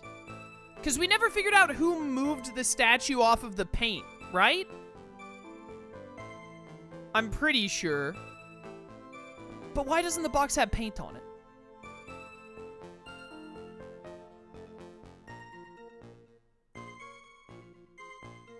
Is it just that I'm looking at the wrong side of the box? Maybe there's paint on the box hidden by his hand? I think that the way that Phoenix, he said, like, something is missing, it's different from what he remembers seeing. I think that he has to be talking about the statue not being here. Him talking about, like, what's different from what I saw last time is that the box he's holding doesn't have paint on it. That doesn't sound like it makes as much sense as there's a missing statue. Okay, music stopped. I stopped myself from making a horrible mistake. The funny part is right here. Why this? This is a blood stain. No, it's paint. Ah, blood? Now this case is getting interesting. Not exactly. The stain is actually pink paint. Ah, the judge plays Danganronpa. That's how he made that mistake. Ah, just paint and peach colored at that. From blood to peaches, Judge sure loves going to his wild tangents. The problem with this photograph is not the paint. The problem is when you consider the layout of the basement warehouse. It turns out that something that should be there is nowhere to be seen. Okay, he's gotta be talking about the statue. He's gotta be talking about the statue. Well, Mr. Wright, what is supposed to be in this picture instead of the paint stains? The statue. The supervisor of the treasure exhibit stated the following. Well, there's a good reason for that. On the day of the crime around noon, that golden statue just happened to arrive from the mountain training hall. I realized that the statue would be the perfect size for covering up the paint stains. That's why I put it where you first saw it. I myself was there the night the theft took place and saw the statue in that spot. If this picture was truly taken on that night, then that statue should have been there. But when I went there the day after the theft, that statue of the old bag was sitting in the corner. Perhaps it was somehow pushed there accidentally. Your Honor, this statue is slightly larger than yourself and quite heavy. It would take more than an accidental push to move it that distance. Ha! In that case, can you prove it? Can you give us the rhyme and reason as to why that statue was moved that night? Can you do it, Nick? Never mind who moved it. The real question is, why did they move it? Atmey moved it to make it match the picture that he had already prepared. Well, Mr. Wright, I hope you're prepared with your answer. Now then, who was the one that moved the golden statue on the night of the crime? It had to be Atmey to make it look like it was supposed to. The one who moved the statue was none other than Luke Atmey. Come now, sir, lawyer. There you go again on one of your strange delusions. Mr. Wright, what basis do you have for your strange delusions? It's very simple. The witness was the only one in the basement warehouse that night. That is indeed very simple. However, why would I want to move a heavy golden statue? The reason for moving the golden statue, here's where our battle really begins. Well, Mr. Wright, what reason did the witness have to move that statue? The reason can be found here in this photograph. Luke Atmey, you pretended to be mask to mask to create an alibi by showing you were at Lordly Taylor that night. But this photograph contains a single fatal flaw. If the statue had been there, your lie would be exposed like cheap film at a drugstore. That's why you had to move the statue. A single fatal flaw? Interesting theory. Please enlighten us. Just where in this picture does this lie exist?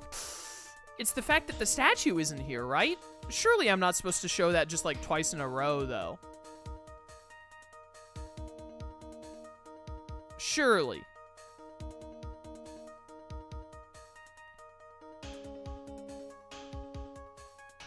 So it's like, is this the paint of the box? Or maybe I'm just supposed to say the timestamp because, like I said earlier, the timestamp doesn't actually show a date. It just shows a time, which means nothing. I don't know what else I could point out in this picture. Unless I am just supposed to be like, look, the statue's gone. But no, I'm trying to prove that the statue not being there, how that means that it's a lie. So just saying it again doesn't mean anything. It's got to be the timestamp. The fact that this timestamp does not have a date, that has to play a role in this case at some point. It has to. Naturally, the lie in the photo is the timestamp. I'm a genius. What do you mean? I'll tell you exactly what I mean. On the night in question, Luke Atmey went to KB Security and murdered Kane Bullard. Therefore, it's obvious. It would have been impossible for him to have been at Lordly Taylor at this time. But what does that have to do with the statue being moved? Remember, if you will, Your Honor, when was this statue placed besides the warehouse door? Well, the statue was taken down to the warehouse on the day of the crime, and it was placed there in order to cover up the paint.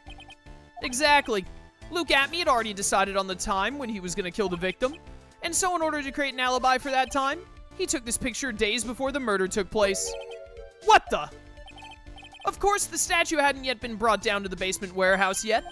Ah, so on the day of the crime, Mr. Atmey must have been quite nervous. As nervous as a long-tailed cat in a rocking chair factory, so to speak. What on earth did you just say to me?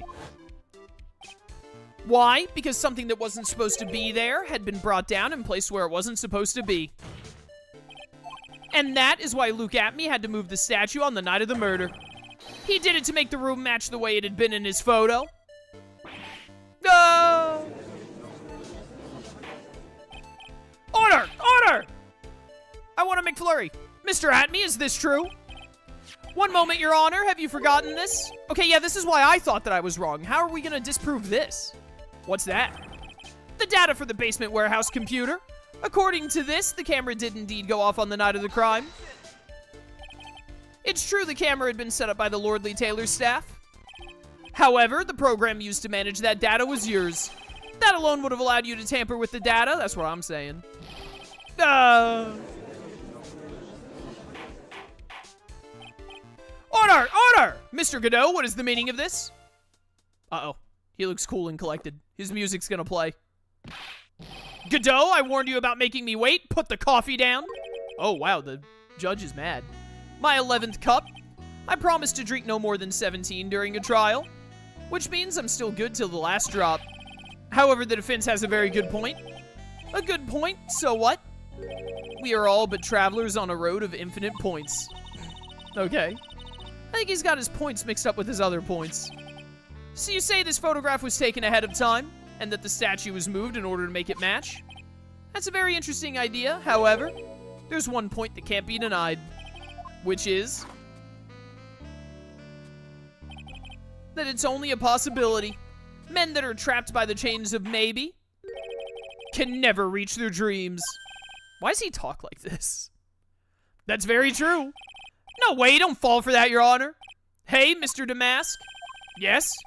If there's no funny business in your actions as Mask Damask, there should be no problem with you telling us your strategy, so let's hear it.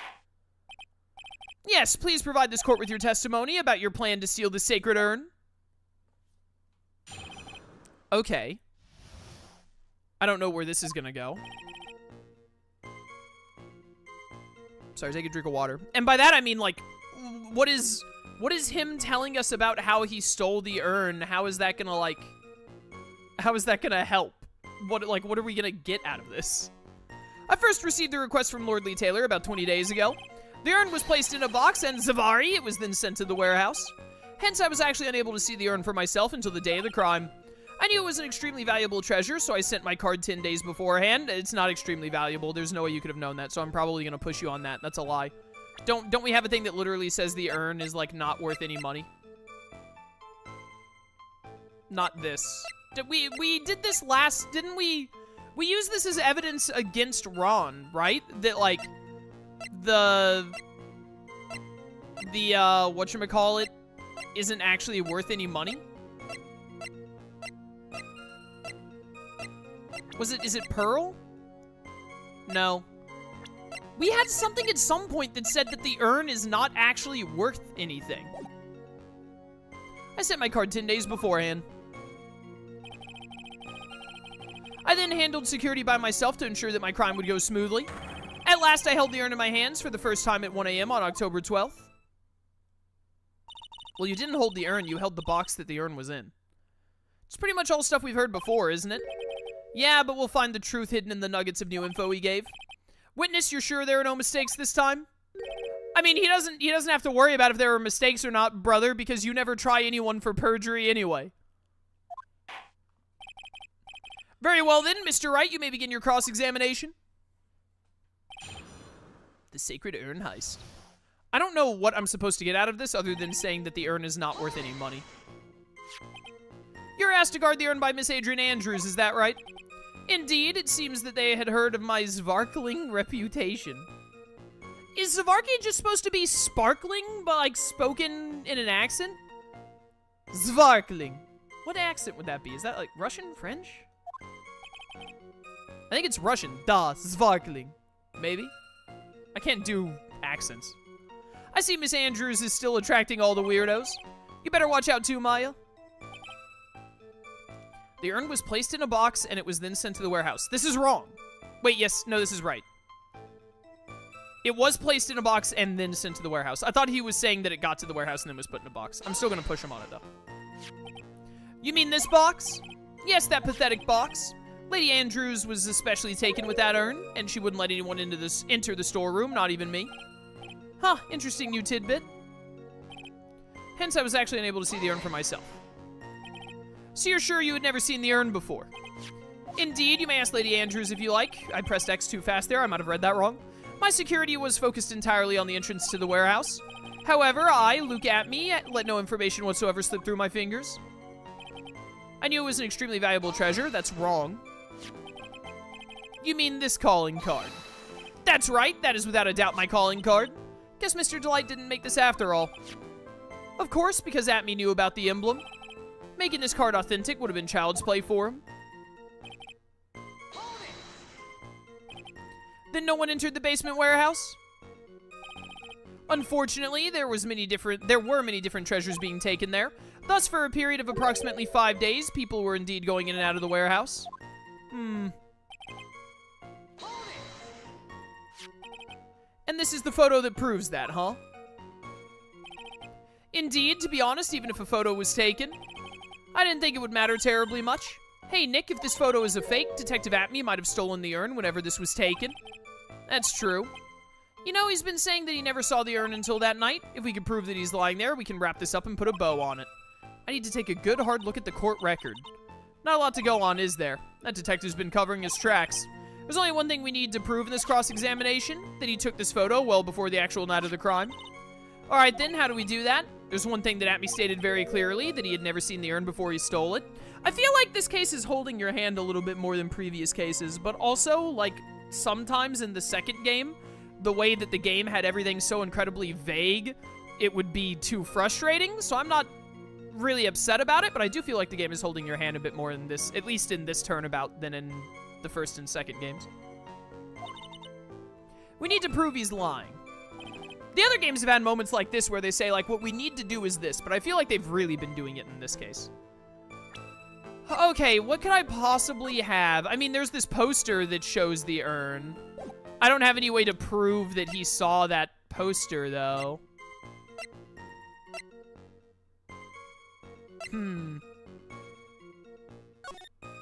I think we're done with this picture for right now. We're gonna bring this back up when we have to talk about the red diamond. We're gonna end up using the blackmail letter to prove that he had a motive for killing Kane Bullard, I'm pretty sure.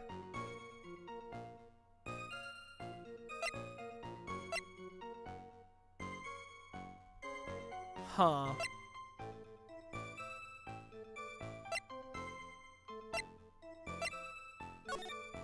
We're probably gonna have to use this to prove that he had motive as well.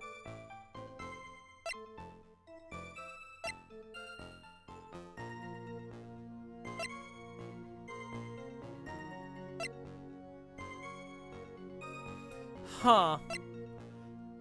It's gotta be, like, something about, like, the urn.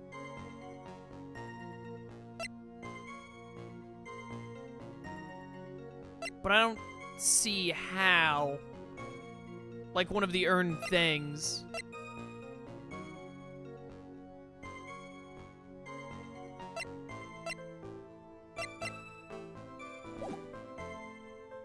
I gotta, like, go back through some of these. I have no idea. Seems they had heard of my sparkling reputation, still attracting weirdos, yada. Okay, so there's nothing on the first one. There's nothing there. You mean this box? That pathetic box, Lady Andrews was especially taken with that urn, and she wouldn't let anyone enter the storeroom, not even me. Interesting new tidbit. Okay, I don't really think there's anything there. It's gotta be, I need to present something on him saying that he didn't see it. You're sure you had never seen the urn before? Indeed, you may ask, lady. I pressed X too fast to get in there. My security was focused entirely on the entrance. However, I look at me, let no information whatsoever slip through my fingers. Run this again. Never seen the urn. You may ask Lady Andrews to confirm for yourself. Okay, that's what he says. My security was focused entirely on the entrance. However, I look at me, let no information whatsoever slip through my fingers. It's not extremely valuable. You mean this calling card? That's right, that is without a doubt my calling card. Guess Mr. Light didn't make it after all. Of course, because he knew about the emblem, making this card authentic would have been child's play.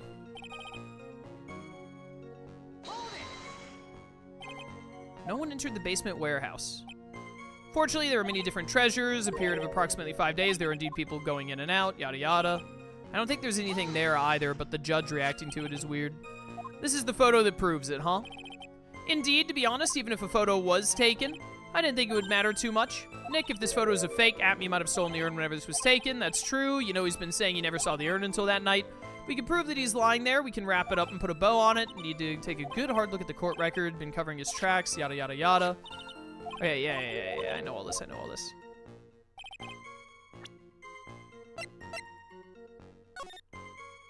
don't think that I can use that. I think we're done with that. I can actually check this. To the security at Lordly Taylor, I will be coming to purloin the most priceless work of art on display in your Treasures of Crane exhibit. Take good care of the speckled urn, won't you? Yours truly, Mass to Mass. The speckled urn? The speckled urn. You said speckled? You said you never saw this crap, bro.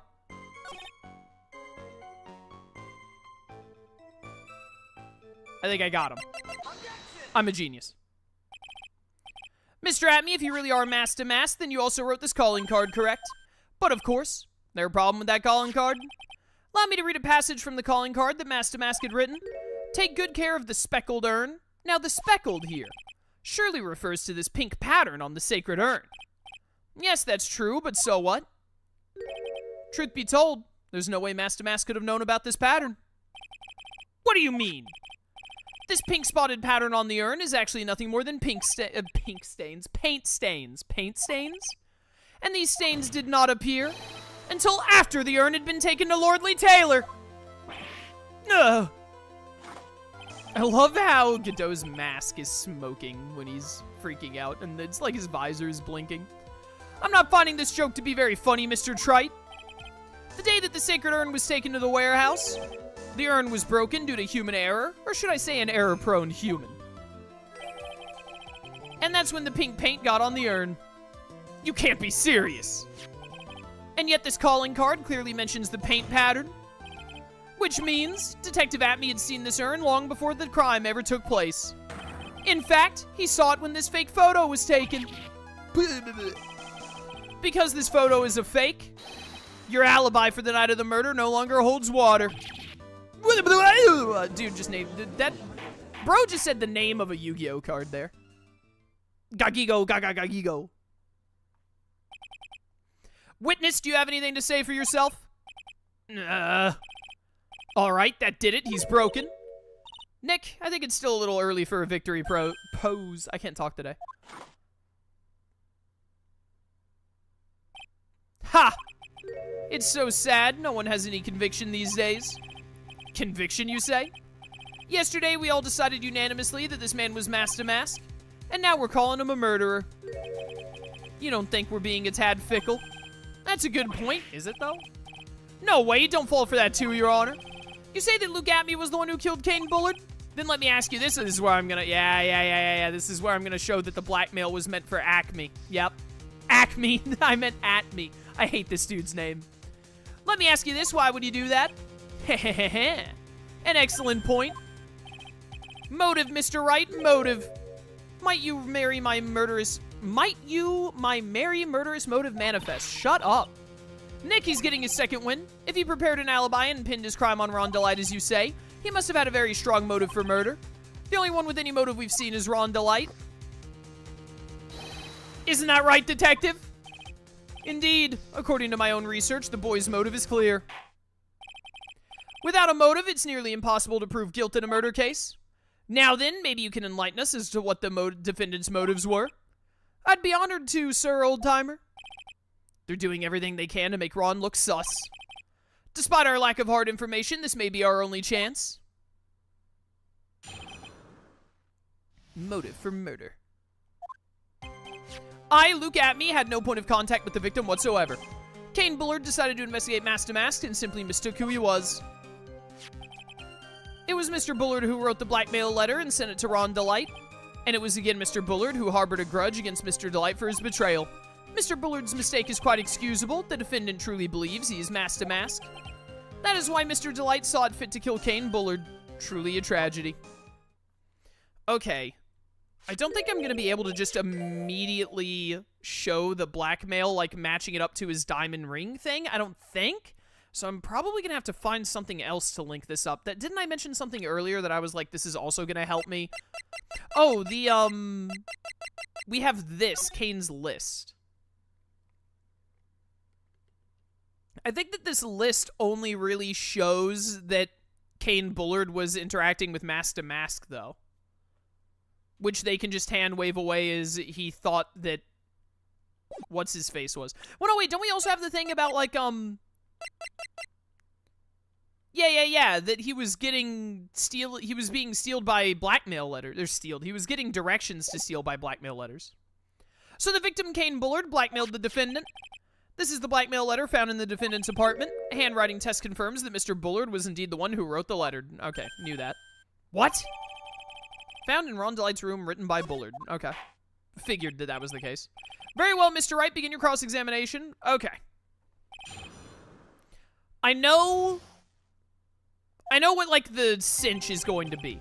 But I think the way this is gonna go, from how Ace Attorney has gone, how many games we played, what needs to happen here is I know that what links Atmey to Bullard here is that the blackmail letter mentions the red diamond that Atmey has. That's gonna be like, but I don't think that's what we're gonna start with. I think I have to get him, I have to catch him somewhere else, and then the nail in the coffin is gonna be the blackmail letter mentioning the diamond. I, Luke Atmey, had no contact, whatever. Who in the world is gonna prove that? I will. After doing a thorough background check of Detective Atmey and Kane Bullard, we were unable to find any links between them. It's all in the report. Perhaps they were connected through their work. They were both involved in security. Nope. That was blunt. In any case, the only one with the motive was Mr. Delight. Hold it.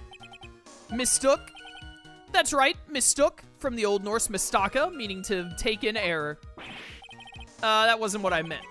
Just who did the victim mistake Mask to Mask to be? Why, the answer is obvious. Ron Delight, of course. Boy, I'd like to wipe that smug look off this guy's face. Here, I'll press harder. Why would the victim mistake the defendant for Mask to Mask? Don't you already know that? Zavari, take a look at this newspaper. That's the famous Tear of Ammonon, a magnificent jewel. That photo shows a magnificent detective as well, does it not? Furthermore, it also shows an ugly guard, namely the defendant. The defendant? The victim clearly misread this article and, Zavari, he got the wrong impression. The impression that this ugly security guard was in fact Mask to Mask. I see. That was an unusually reasonable deduction. You mean this blackmail letter right here? It says bring 50K, and the handwriting is without a doubt the victim's. There's no mistake, we have an official record to prove it. But I don't see an addressee on this letter anywhere. An addressee? This letter was discovered in Ron Delight's apartment, and Mr. Delight did show up at the designated place and time. The fact that there's no addressee is irrelevant.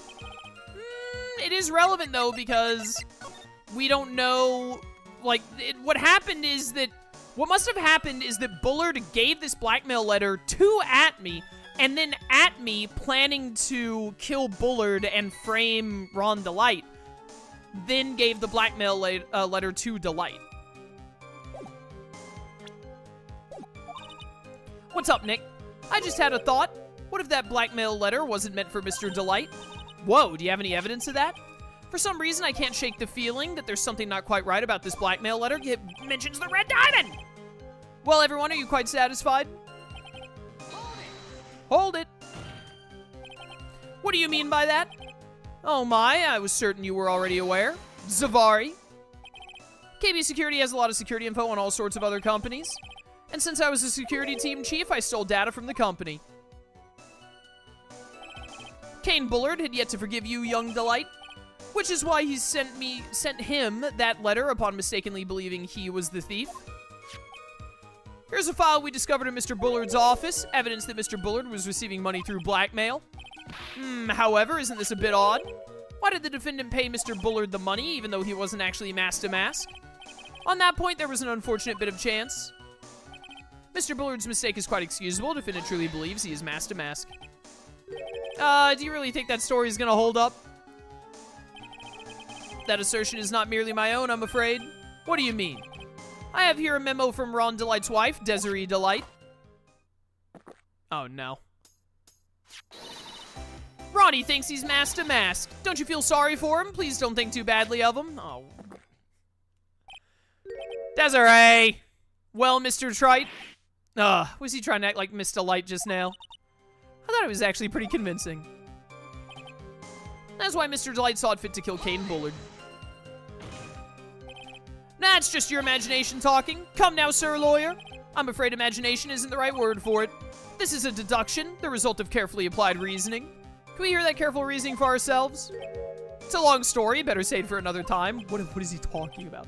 Very well, another time. What do you mean another time? Those so-called long stories aren't usually all that long. At least not in my experience. So you're gonna try to connect Detective Atmey to Mr. Bullard, right?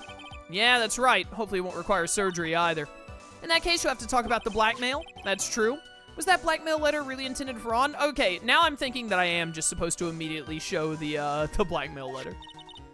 Since we don't have enough information, you should press him for more testimony. Maybe I'll be able to shake some contradictions loose that way. Wait, is the game telling me I actually need to just press through again? Who in the world is going to prove that? I will, yada yada. We were unable to find links between them. That was blunt, yada yada, same stuff. Bum, bum, bum. Mistook, yeah, it's Mastaka, yada yada, wasn't what I meant. Who's the victim? The answer is obvious, we're on Delight. Press harder again? Maybe I should have done leave it here. Why would the defendant mistake him? Don't you already know that? Take a look at this newspaper, yada yada. This is very funny because they're like showing me a bunch of stuff from the court record instead of me showing them. I feel like it normally doesn't go that way. Do I have anything other than this? If you don't, I'll take that red diamond you received the other day instead. It's obviously meant for Luke.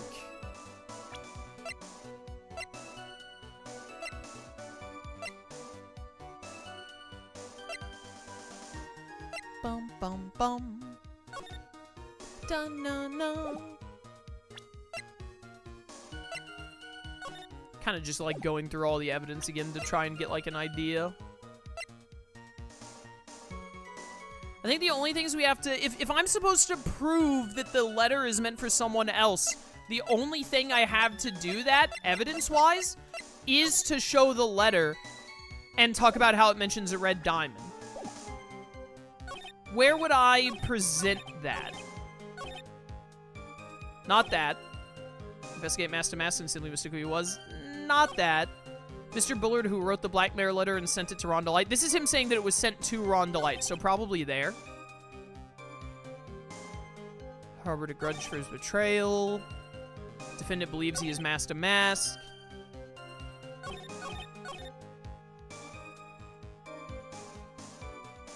I don't know if I'm supposed to present something other than the blackmail letter, but I feel like I just present the blackmail letter here. Music stopped. He's done it yet again, chat. Might have asked you a few questions, Detective Atmey? Well, if it's just a few, I guess it's all right.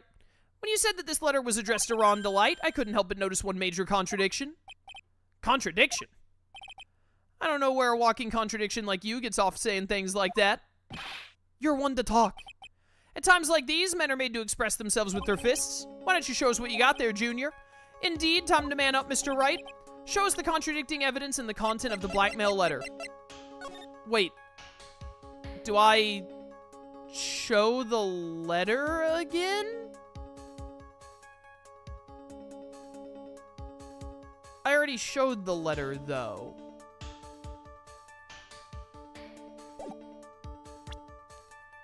This must be where I'm supposed to show something else, but I don't know what. The Shishishito. It's camera data, it's the calling card.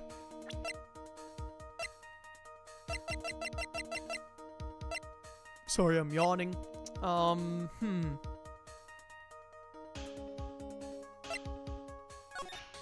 This is just him striking a pose.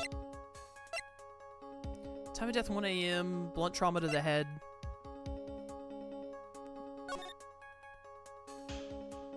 Stolen, the gym, and the thief.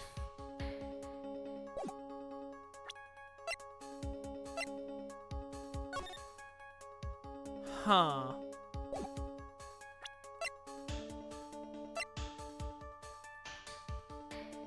This is just Ron's testimony that he was stealing as directed by blackmail letters. This would actually go against my case. It would be like, oh, well, if he was blackmailing Ron to do heists, he would blackmail him for this too. I don't think there's anything with the urn. I think we're done with the urn and like the paint and stuff. I don't know what I could show here.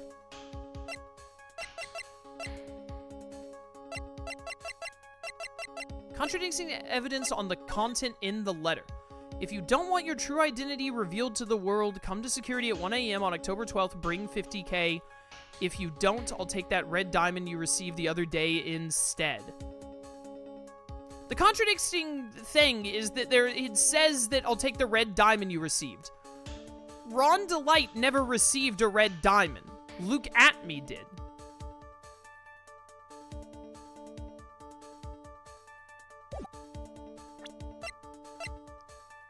How do I prove that, though?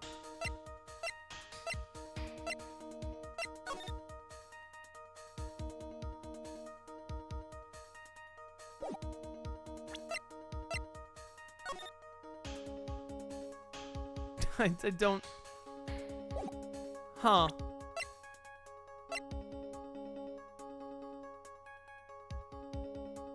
Can I can't save the game. I'm kind of stumped on this one.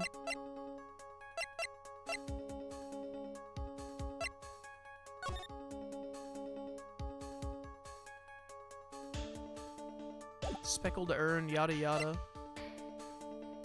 Warehouse camera went off around 1 a.m. night of the crime, yada yada. I don't think it's anything about this picture.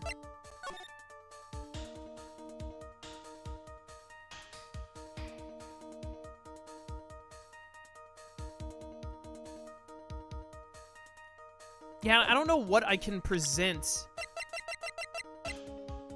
This doesn't say anything about the red diamond.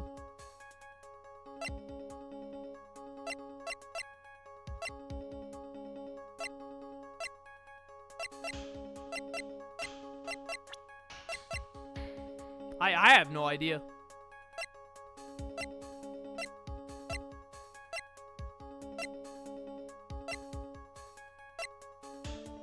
I actually have no idea, and I can't save, so if I, like, show something and it's wrong, like, twice or 3 times, we're dead.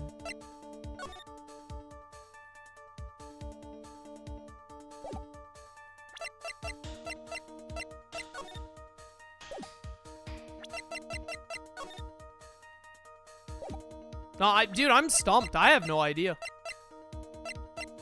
I have no idea, and I don't want to just sit here for 10 minutes going back and forth. Someone in chat give me, like, a hint.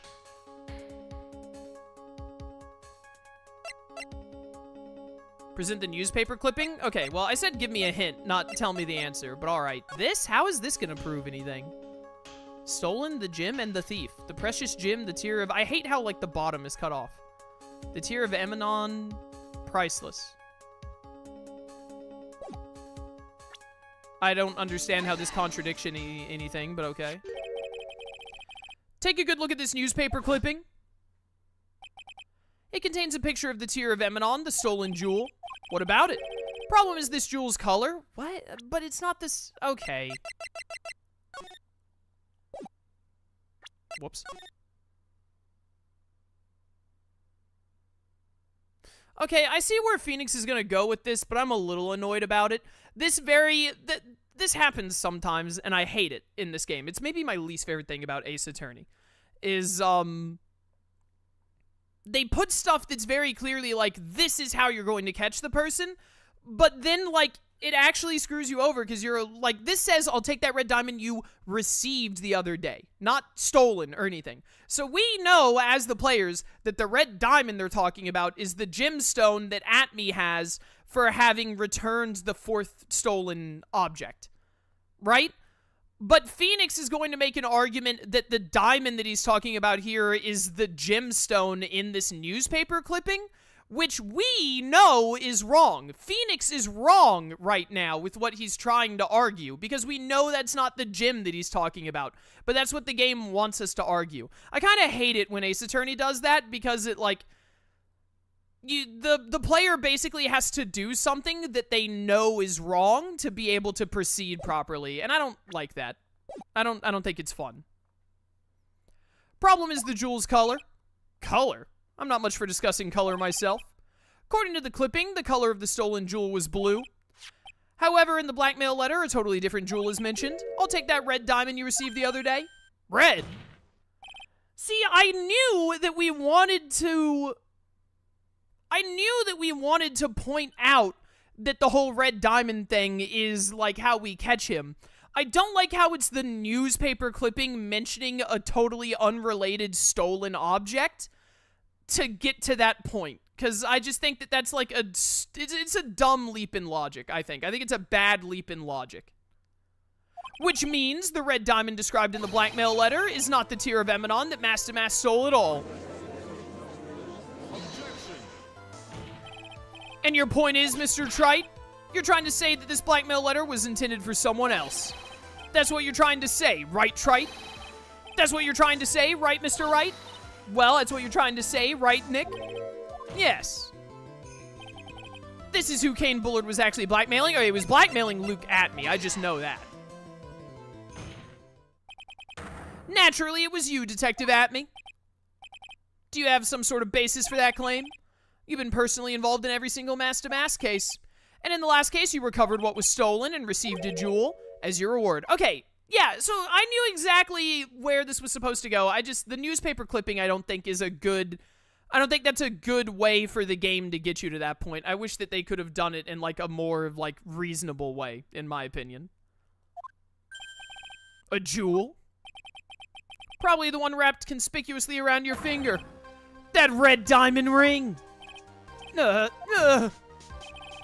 the diamond referred to in the letter. Which means Kane Bullard wrote that letter in order to blackmail you. Ah! Order! Order in the court! Order, I say. I want a small frosty. Seems you've gone too far with your childish pranks, Mr. Trite. Are you not on Cup 17 yet? I don't like the way he said that. Kane Bullard blackmailing Luke Atmey? Are you for real? Yeah, I am. Nick, come on, stand up to him. Then answer me this. The blackmail letter contains the following passage. If you don't want your identity revealed to the world. Yes, it certainly does. Kane Bullard threatened to make Luke Atmey's identity public knowledge. An identity you wanted to keep a secret, so just what was that identity? Atmey killed Kane Bullard because he was afraid of his secret becoming known. What was the identity you wanted to keep secret? This is what it all comes down to, Nick. Wait a minute. Is it that he wanted to be Master Mask? Did he mistake him for Master Mask? This is what it all comes down to, Nick. The identity that Luke Atmey wanted to so desperately keep secret, it was his identity as... a blackmailer! Oh, thank goodness this is multiple choice. It wasn't Bullard who was blackmailing Ron Delight into stealing all of the treasures and all. It was Luke Atmey, and that's how Luke Atmey always kept up with Ron DeLite when he was stealing his master mask. Thank goodness that was multiple choice, because I did not make that connection. Luke Atmey was a blackmailer. Objection. Hey now, isn't that a little different from what you've been saying? You said that Kane Bullard was the one blackmailing Luke Atmey. You saying that Atmey was blackmailing someone else on top of it? You have to admit that does sound a little odd. It's not odd. It's the only thing that makes any sense. Kane Bullard was blackmailing Luke Atmey, but Ron DeLite was also being blackmailed by a certain someone. Did you start receiving blackmail letters after this incident?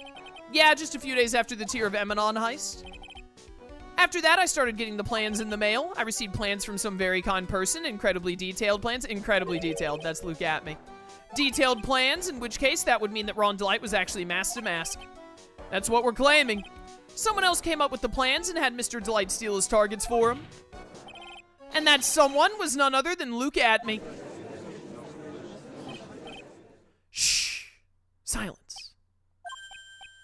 Haha, now I see it's all becoming clear. What is? When you were in grade school, you received the same report card every year. Careless with the tendency to jump to conclusions. Am I wrong? You are wrong. How did you... Oh, wait, did he? You say that I, Luke Atmey, was blackmailing Ron DeLite? In which case, I would naturally know all about his relation to mask. Well, yeah. Ron DeLite started receiving plans from his second crime onward, correct?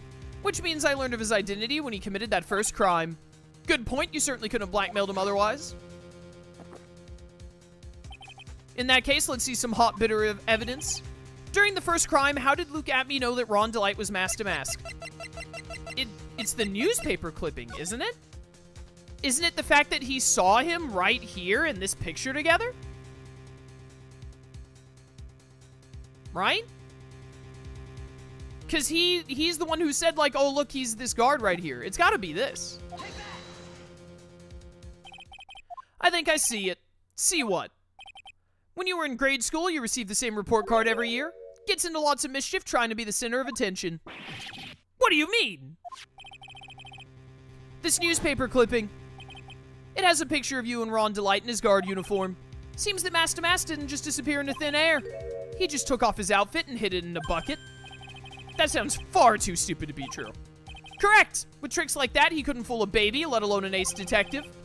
That's when you figured it out, Mr. Atmey. That's when you learned... Oh, auto-skipped. That's when you learned that he was, whatchamacallit. Wasn't he supposed to be Master Mask? Not only that, it looks like it wasn't even an ace detective. Can't believe it, he was just a slimy blackmailer. What a fraud, trying to pass himself off as an ace detective. Why you? How dare you expose me like that? Why I mean, I've never blackmailed anyone in my life. I'm a famous and proud ace detective and also Master Mask. Why can't you understand that? I'm afraid you're neither a proud thief nor an ace detective. You're a blackmailer and a murderer. That's your true identity. Why you? How dare you even dare imply that one as smart and capable as I could ever fall to such lowly depths? Yada, okay, yeah. None of you can compare my genius, yada yada. He's speaking in tongues. It's enough to make one laugh. Alright. It would seem we finally arrived at the real answer. That was quite a performance by Mr. Atmey. Bailiff, please prepare a cell for Mr. Atmey. Uh-oh. Cup 17. The hammer that strikes too fast has no time to aim. What do you mean? I'm already prepared to deliver my ruling. Allow me to say one thing. I will be the one to judge that you can't do that. It's not allowed. You don't get much more in your face than that. It appears your claws weren't quite sharp enough, Mr. Trite. What do you... It's true you've proven a lot of things. Things like Luke Atmey was a filthy blackmailer, and that he wasn't at Lord Lee Taylor the night of the murder. That's right. That's why he's the one who killed Mr. Bull. But... there's still one thing you've yet to prove. What's that?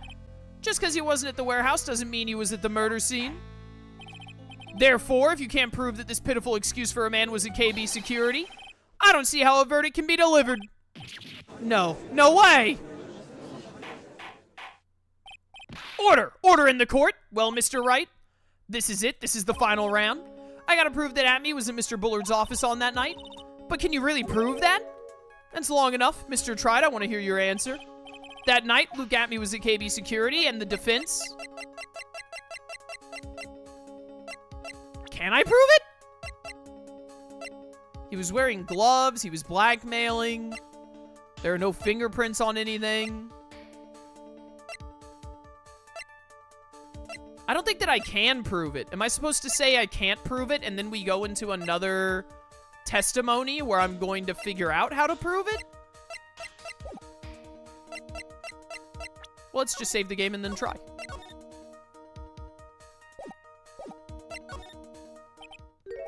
I can't prove it.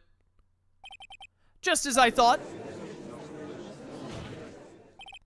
But if we hear more of Detective Atmey's testimony... Unfortunately, that's as far as you go, Mr. Trite. What do you mean? I won't allow for any more testimony, that's what I mean. What? Have you forgotten? Luke Atmey is here after we interrupted his own trial. And you failed to prove that he committed the murder? I think it's time for this witness to return to his own trial and face his guilty verdict as mask to mask. No. Well now, sir lawyer, it seems that love wins out in the end after all. Love? I'm the ace detective as well as mask to mask. My verdict will verify that. Just as Ron Delights will verify that he is the true murderer. I declare that with the full force of my ace detectiveness. Order! Order in the court! That's enough deliberation over this witness. I can't believe this. At this rate, Ron is. Don't give up now, Nick. We still have tomorrow. We can look for more evidence, and by then it'll be too late. Huh? Why? Double jeopardy, one of the basic rules of any court of law. Double jeopardy? Should a defendant be tried and found innocent in court, that defendant cannot be tried again for the same crime. This is a fundamental rule of all courts, and it applies to this witness as much as it applies to anyone else. Mr. Atmey will be found guilty in a matter of minutes. Guilty is mask to mask, which means he'll be innocent as far as the murder of Kane Bullard is concerned. No way. The fact that you were unable to prove Mr. Atmey's guilt of that crime here means he will never again be tried as Kane Bullard's murderer. What?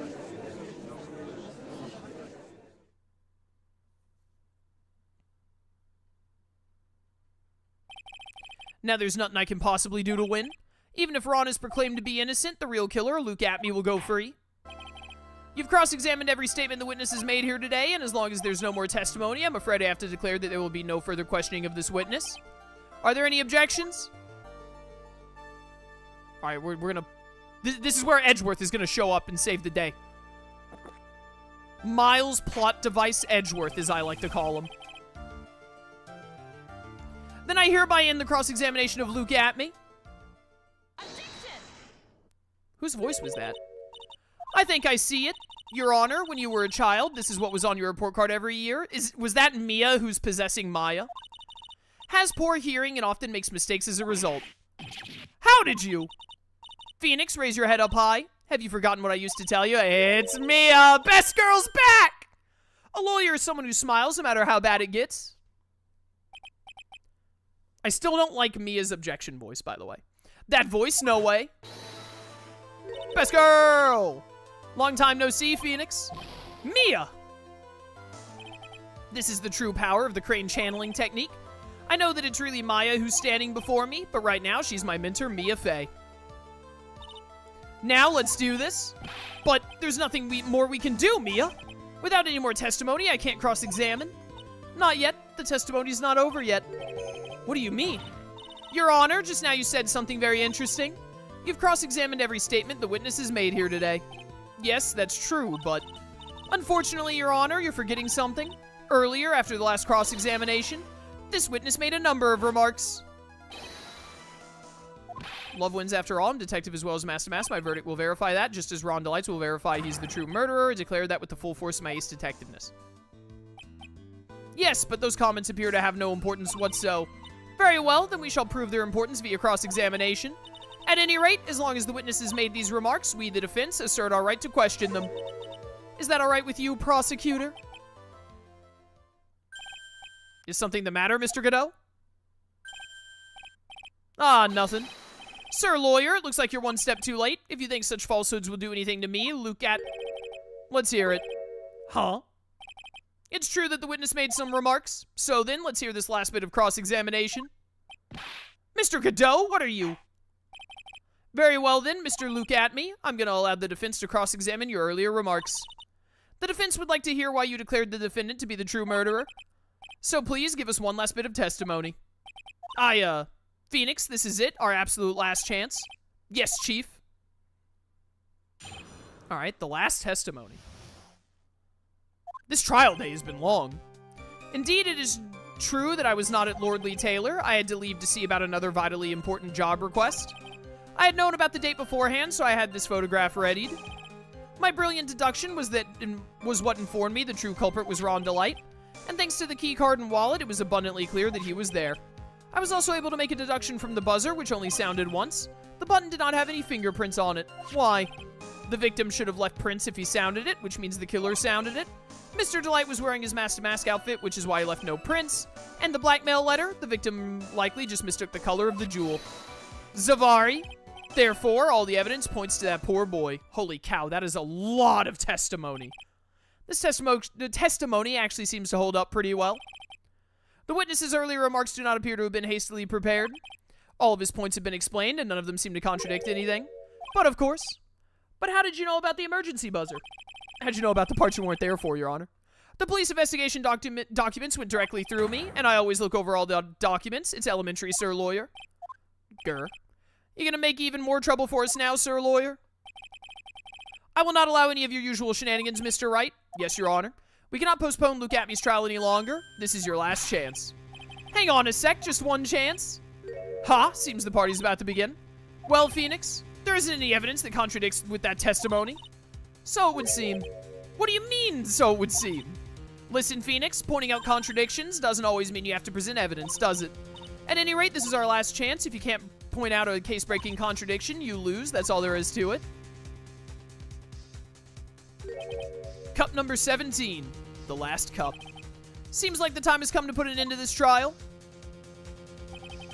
I have to find a fatal contradiction in this testimony, and I need to point it out without presenting evidence. So I'm not supposed to present evidence? Which means all I can do is find the contradictory remark and press it. Remember, you only get one chance. Wait, do I only get to press one? Do I only get to press one thing? Is that the only thing I get to press? Very well then, Mr. Wright, please begin your final cross-examination. Let me save immediately. Do I get to press on more than one thing, or don't I? Save. I just want to see if I can only press on one thing or not. Mr. Atmey, about this last remark. You still don't get it, do you, Trite? This isn't the time to be pressing the witness on every little statement. Wah. I said this before. There's still one thing you haven't proven. That this scum was in Kane Bullard's office that night. And now it's time for me to drink my last cup. Mr. Wright, I will hold you to your end of the bar. Okay, you do just immediately lose. That's really annoying. All right, shut up. Shut up.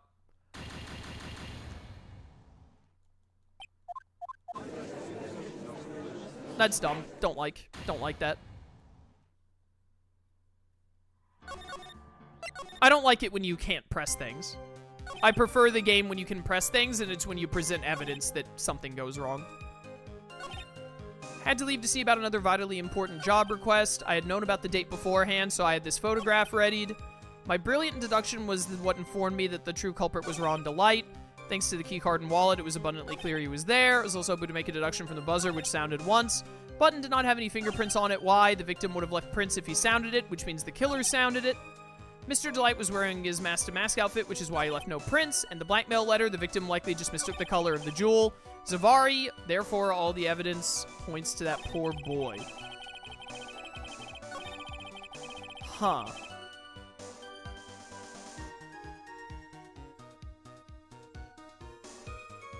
I have no idea. This is so much. Let's rule out which ones it can't be. It can't be this one because we already tried. Could be that one. We proved that, so it can't be that one.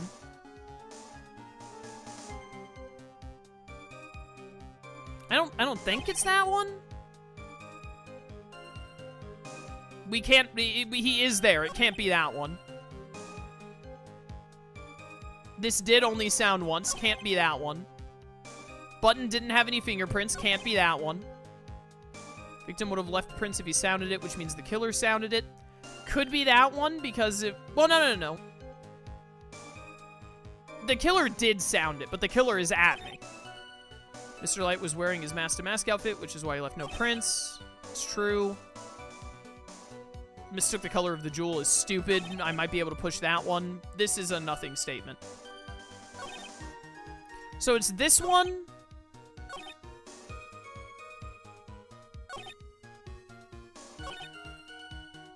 Not that one. Not that one. Not that one. Maybe that one somehow. Not that one. Maybe that one. I don't think it would be the second statement.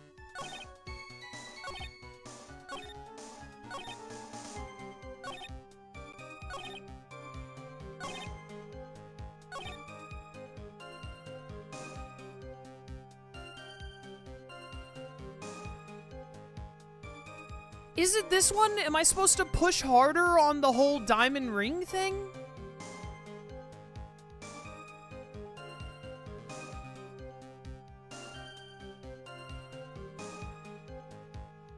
Victim likely just mistook the color of the jewel.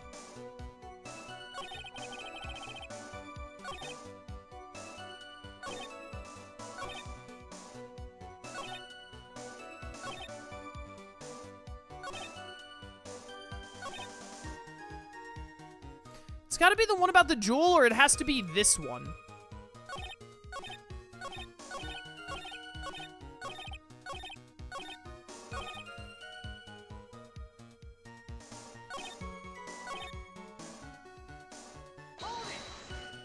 Music didn't stop. Oh, it did. Never mind. Objection. Oh, no. Is it wrong? I think this is the same dialogue. That's wrong, too. Dude, I hate that I played through the entire case and only lost, like, 4 hearts or 5 hearts or whatever throughout it.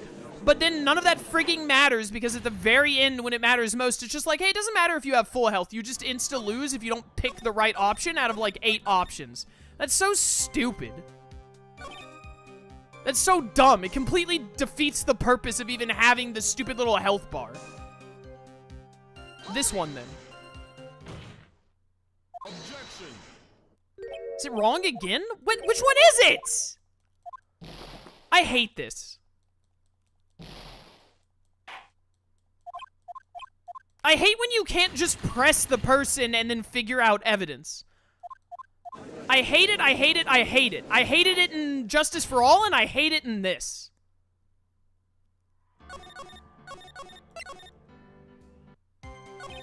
Chat, I hate this. Which one is it? I don't care.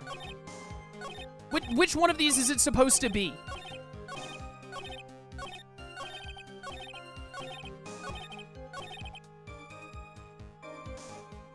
It's the 9th statement? You couldn't have just told me what statement it was?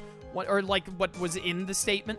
1, 2, 3, 4, 5, 6, 7, 8, 9. He was wearing his mask-to-mask outfit, which is why he left no prints.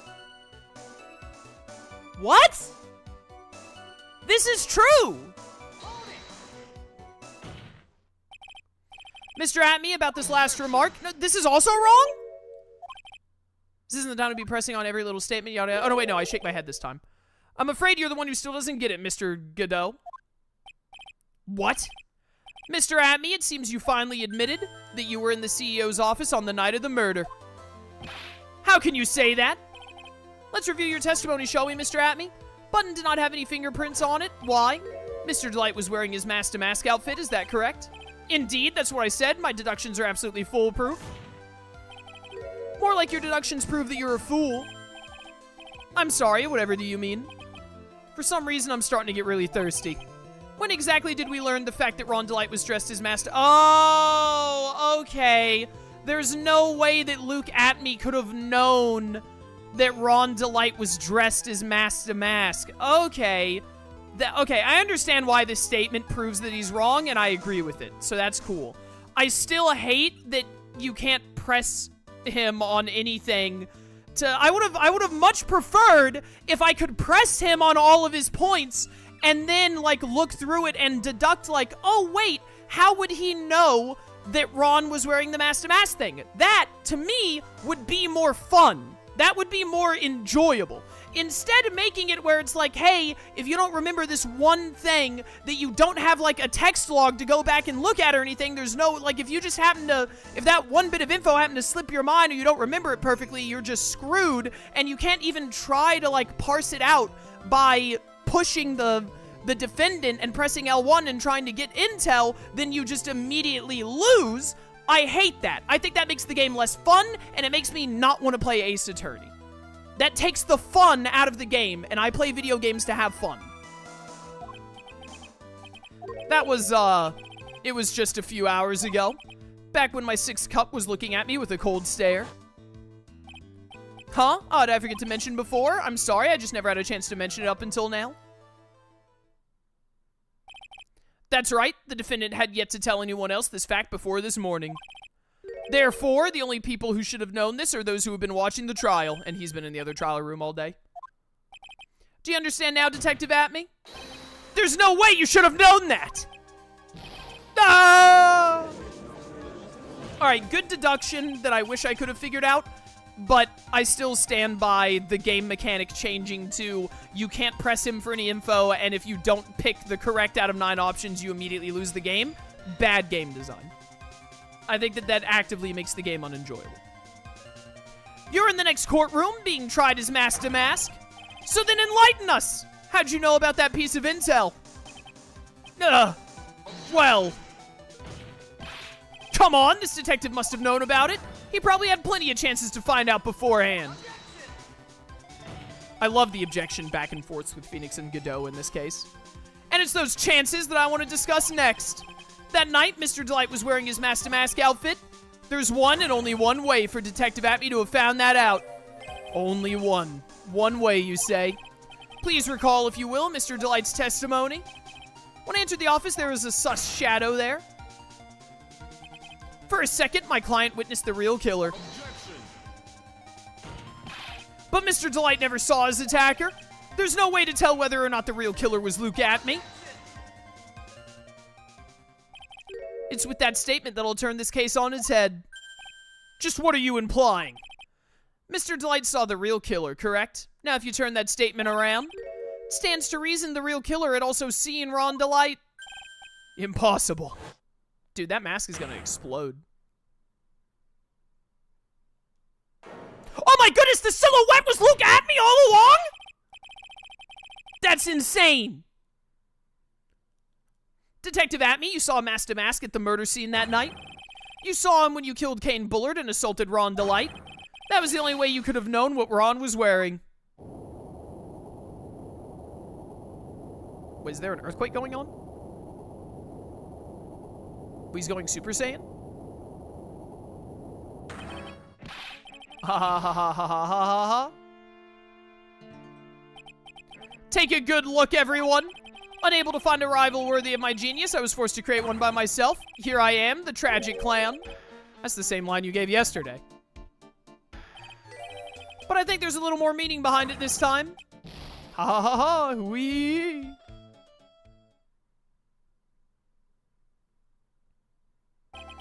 What an awfully complicated incident.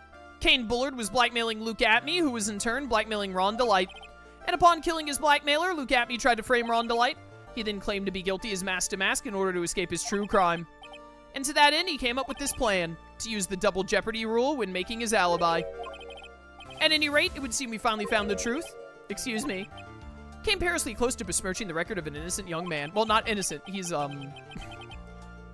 a murderer, but he is a thief. Besmirching him with the title of murderer. Don't ignore me! Oh, I didn't realize you were there.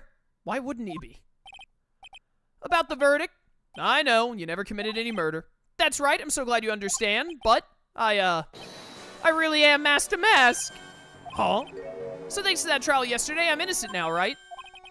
What was it you said? Double jeopardy? Now that you mention it, I've been careless. Careless? What do you think, Mia? As the defendant says, the rule of double jeopardy is absolute. A defendant can never be tried twice for a crime in which he was once found innocent. Okay, he was found innocent of stealing that one night as Master Mask, though. But he is admitted to stealing all of the other nights. Especially the first night where he wasn't even blackmailed. I don't think that this double jeopardy thing does what they're saying it does. Then Master Mask is really innocent? It would seem so for now. For now. He's not gonna be innocent when his wife hears about this. Now then, this court finds the defendant not guilty. Man, that trial day was a lot longer than I thought it would be.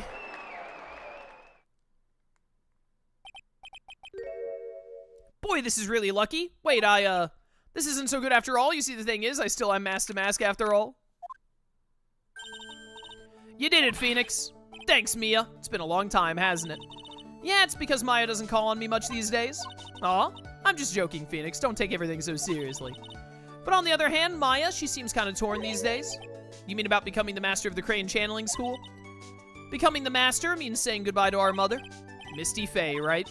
Watch over her, will you, Phoenix? Of course. Well then, see you around. No, best girl, come back. Mr. Wright, I don't know what to say. Congrats, Mr. Delight. Thank you so much. Oh, no, wait. Nothing really matters. Why? Stop skipping dialogue, game. Come on, just be happy already. Maya, you've been cleared of the murder charges and got off as Master Mask to boot. But in exchange, I lost everything. Huh? What do you mean? Stealing security info from KB Security, becoming Master Mask. I did it all for one reason, for her. You mean your wife, Desiree. She hates criminals more than anything. Come to think of it, she was once held hostage by some robbers, wasn't she? She always said how she hated sneaky criminals. I knew that, but once I got fired from KB Security and lost all the money I had, she wouldn't have any reason to stay with me. I thought she would leave me for sure. So that's why you became Master Mask. Yes, but it's all over now. A broken bowl can never be put back together. That's not true, right, Nick? Right. Really? Can we go back to the way things were? Well, you shouldn't go back to stealing. You'll be fine, and Nick can prove it. I can? I kind of wish you would check with me first. Mr. Delight, even if a bowl is broken, there's always a way to put it back together. Does it want me to show the urn? By the way, we never did anything with Kane's list, which is insane. Does it actually want me to show the urn? Take that. The sacred urn. Desi was the one who found this. Desiree, your wife, she's always believed in you, Ron. That's why you'll be fine. You don't have to worry about anything. Ah, there you are. I don't know if that was the right thing to show or not, but it's funny either way. Miss Delight. You did it right. Shouldn't it be Mrs. Delight? You did it, Ronnie. You're innocent. I'm so happy. Thank you. I appreciate that, but I suppose you don't want anything more to do with me, do you? Ronnie, why didn't you talk to me about what was going on? I had no idea you'd quit KB Security. Never imagined you were really Master Mask either. Miss Delight, what are you going to do now that you know? You're not going to really leave him, are you? Come on, it's obvious, isn't it? How could I ever let a wonderful man like him get away? After all, my bike's really fast. So fast there's no way he could ever get away. Alright. I'd be a little worried hearing someone say that to me. But didn't you say you hated criminals? Huh? I only hate people who act all cowardly and sneaky. Like that detective. I see. My Ronnie went and declared his crimes before he committed them like a man. I just love a man who's so chivalrous. Chivalrous? I knew I was right about you. Every day I spend with you is filled with thrills and excitement. Desi. Desiree, you really do love Ron, don't you? Nicky boy? Yeah? Really glad I asked you to defend my Ronnie. Thank you so much. I'll never forget what you've done for us. Oh, well, take care of yourself. You too, Nicky boy. I can feel my face going red. Mr. Nick, Mystic Maya, congrats! Gasp. Talk about bad timing. Mr. Nick, how could you, with another man's wife in front of Mystic Maya? No, you've got it all wrong. I'll never forgive you. Yada, yada, yada.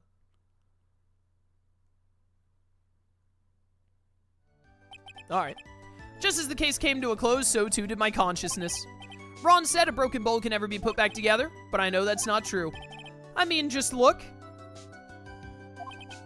Here's a perfect example of one that was put back together even better than before. Well, you should probably clean off all that paint.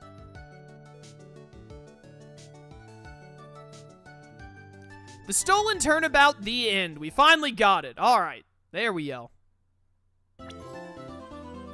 The stolen turnabout. Oh my goodness, they're including a maid cafe. Recipe? Why did I say recipe like that? Recipe for turnabout. Does that dude have a scouter at the top right?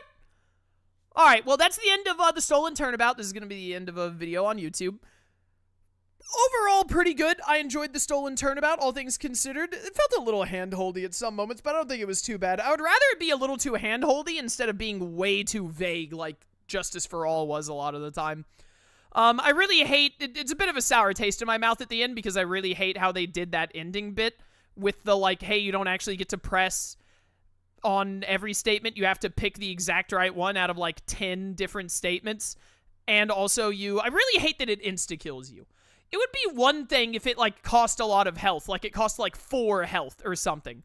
But just insta-dying on it, I think, is dumb. Also, it was another case of one of those things that I don't like in Ace Attorney, where the way that you figure out what was wrong there is not by looking at evidence and whatnot. The way you figure out what was wrong there is you have to remember what Ron said about, like, no one knew that I was dressed as Master Mask until today, and there's no way he could know that. I think that's a really clever way to catch him, but I wish that there had been some kind of piece of evidence that mentioned that, and I could have pressed him on the statement and then looked at my evidence and been like, wait a second, this evidence mentions, like, Ron's testimony that, like, he didn't tell anyone that he was dressed as Master Mask, but right here he said that, like, what's-his-face said that I knew he was dressed as Master Mask, you know?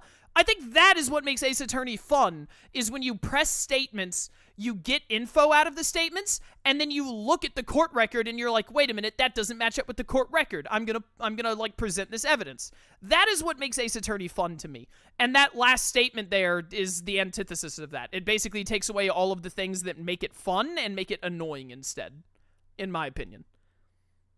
But the rest of the case, I think, was really good. I think it was a fun case. I think it had fun twists and turns. The way that you got most of the evidence and, like, pushed the defendants and, like, proved that they were wrong, I think it was all pretty good overall. So, fun case overall with a couple of things that I found really annoying. But, yeah, that's going to be the end of this video on YouTube. So, the next one will be Recipe for Turnabout. We'll be starting episode 3. Here we go.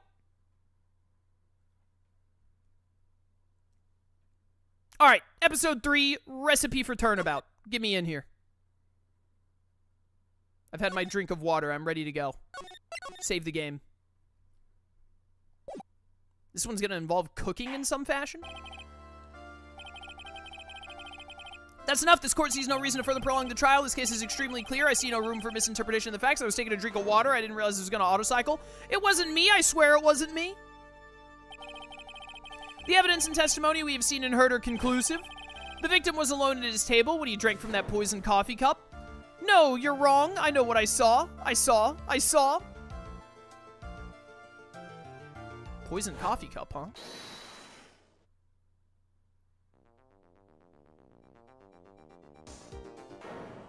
I saw someone else there. A man. He's the real killer. Was that Phoenix? Look at that hair.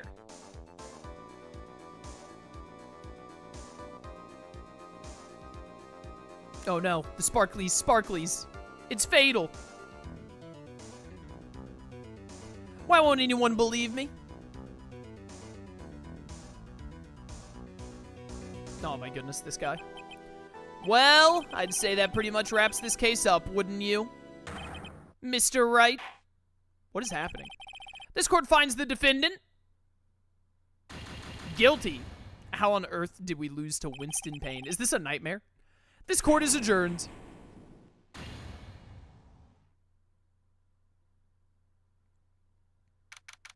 January 6th.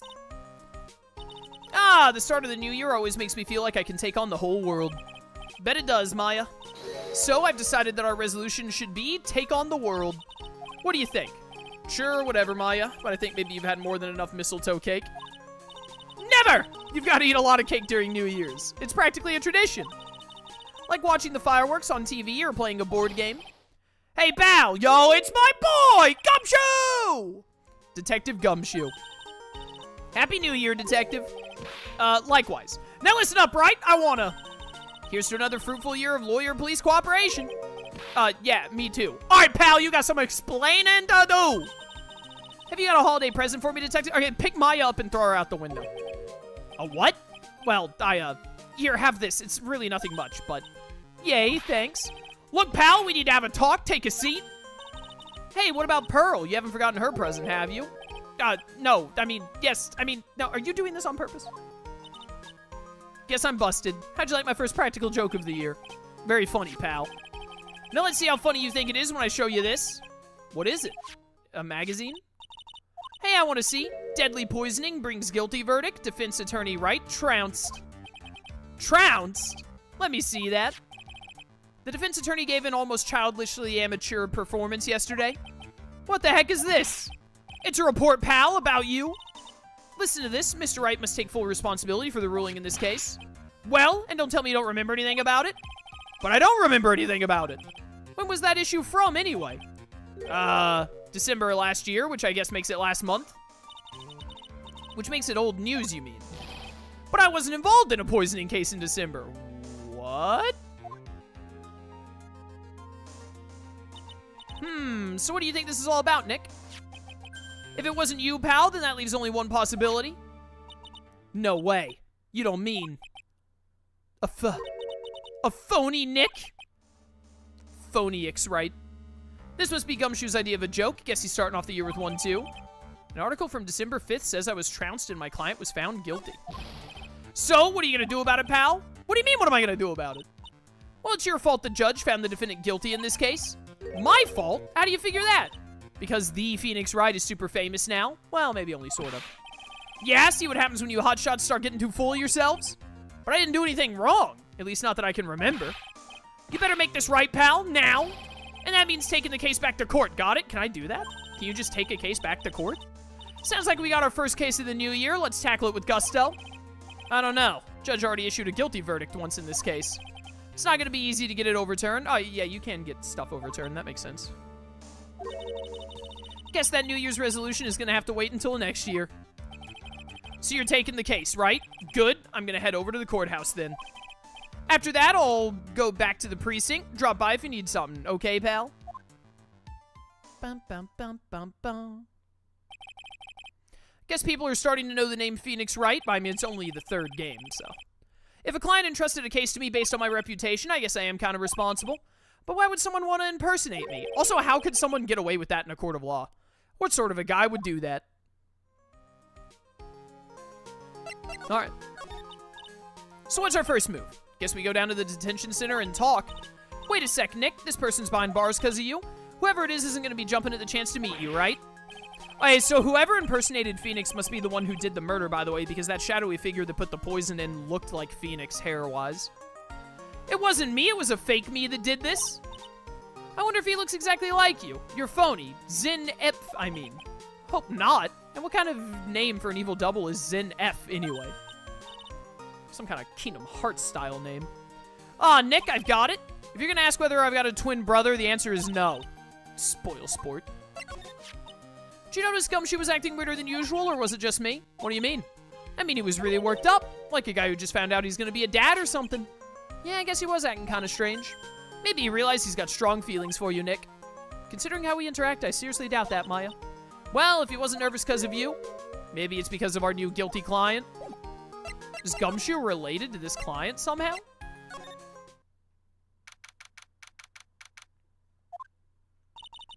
It's been ages since we came down to the precinct, huh, Nick? Looks like Gumshoe isn't around. He's got it so easy, leaving everyone else to do the work. No, he's out there somewhere. My bet is on the courthouse. He's probably trying to arrange the retrial of this case. Guess that means we should go to the detention center and chat with our killer, huh?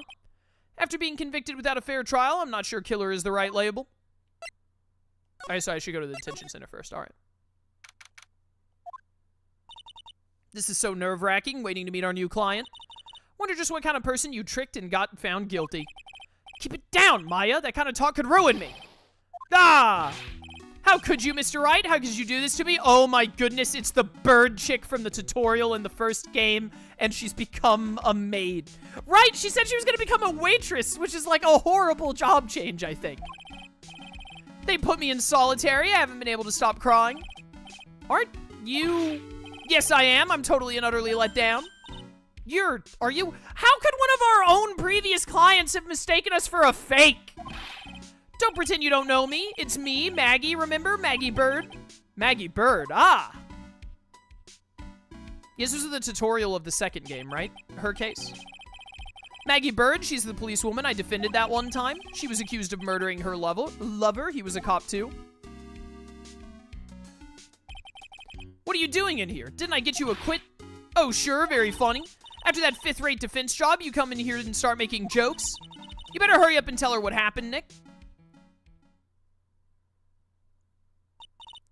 Oh, I see. Oh, this is Gumshoe Gumshoe had a crush on her, I think. He had a crush on her. I don't know if he had a crush on her or if it was just because she was his junior at the police precinct or something, but this is a person that Gumshoe knows and cares about. That's why he's so mad. That makes sense. So that's where we stand right now. I'm sorry you've been caught up in another murder.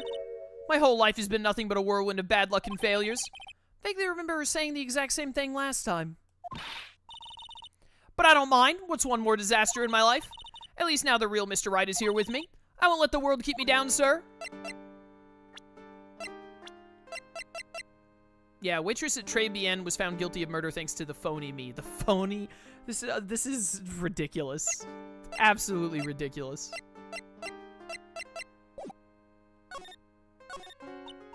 So how come you're dressed like that, Maggie? Last year you looked so sharp in that police uniform. Also, if you've been in solitary for like a month or weeks or whatever, why are you still wearing a maid outfit? If you were found guilty, you should, like, be in, like, the prison garb, the orange outfit, or the black and white outfit. It's normally, the whole black and white outfit for people in prison, they don't do that anymore, right? Isn't that, like, an old-timey thing? Now it's just, like, orange jumpsuits if you're in prison, is what they make you wear? I was fired after that incident last year. Oh, I'm sorry. It's okay, I don't mind one bit. I enjoyed being on the force, but I think it was time for me to move on. So what do you do now? In the second act of The Life of Maggie Bird, I'm playing the role of a waitress. A waitress? Yes, in a French restaurant. It's a small place, but it's quite fashionable. My charming smile and shapely figure come through for me. And the owner, Mr. Armstrong, Louis V. Armstrong! The great Lieutenant Armstrong of the Amestris Army! Hired me straight away, sir. And then you got into this mess straight away, right? Yeah, you could put it that way. This whole mess started on the 3rd of last month, and it happened at Trebian. Or Trebian, I think it's Trebian, you don't pronounce the E-S. Trebian? Yes, it's a restaurant where good service and a friendly smile are always included. Oh. Dude's got a scouter. There were 2 men at the table, both drinking coffee, with Coconut Head the Saiyan here. Coconuto? Must be his Saiyan name. And then...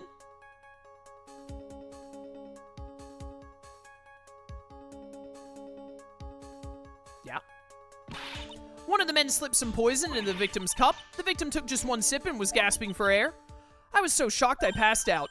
Hey, hold on there, Maggie. What? You keep calling the guy the victim? Didn't you know the guy who was killed? Not at all. I'd never seen the guy before. Oh. So she wouldn't have had a motive to kill him then, I guess. And the other man, the killer, you saw him, right? Of course, a good waitress must be attentive to the clientele. So you saw the killer, but you were found guilty of the crime anyway? How come? You tell me, Mr. Wright. Ah, guess the answer to my question is my phony. Anyway, she saw the killer. Better see if I can get a description of the guy. So if you saw the murderer, why were you still convicted? Because no one else saw. Saw what? The other man, the one who put the poison in the victim's coffee. Everyone testified that way. Mr. Armstrong, the customer, everyone. The victim was sitting alone at his table the whole time. But how's that possible? I don't know, but nobody, not one person would believe me, sir. Even Phoenix Wright, my one last hope for a fair trial, failed me. What a pathetic defense. My granny could have done a better job. Look, that wasn't me, okay? And then they found something a bit incriminating in my apron pocket. What? A small bottle of poison. Oh, a small bottle of poison was in your pocket. Yeah, that's a pretty big deal. What? Poison was in your pocket? Well, I passed out when the victim collapsed. The killer must have slipped the poison in my pocket when I was unconscious. And no one else saw this other guy. No, sir. That's what everyone said, but I don't see how they could have missed him. He's a ghost. Gonna catch 'em all because he's Danny Phantom. It was the one who took the coffee of the 2 men. Oh? And what was your impression of them? Well, when I first saw them, I kind of thought they might be in the music industry. In music? How come? Well, one of them had some sort of earpiece and an emo musician's look about him.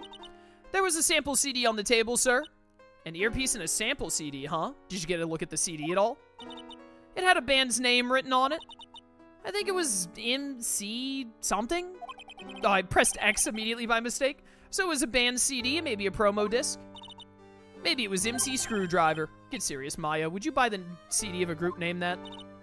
What was the name of that group again? MC Hacksaw? No, MC... What about the killer? What did he look like? Well, I really don't remember. Only that he was a young man. Well built like the victim, really. Wait a minute, I accidentally double tapped X for a second there. Music industry, how come? One of them had some sort of earpiece, emo musician, CD on the table. Gee, to look at the CD. Band's name, I think it was MC something. They must have been preparing for their debut, I guess. Okay, I accidentally clicked through that. Alright. Do you remember my boy Gumshoe? Ah, Detective Gumshoe. He really looked out for me when I was on the force. You seen him recently? No, he's never been to the restaurant. Guess he's not a fan of French cuisine, huh? He's an instant noodle type of guy after all. Yeah, he prefers the simpler things in life. Or he's just simply too poor to afford anything else. Stop being mean to Gumshoe! I'll end you! Okay, so now we go talk to Gumshoe, probably? Never mind, I lied. Do I talk to Maya again? Wait, what do I do now?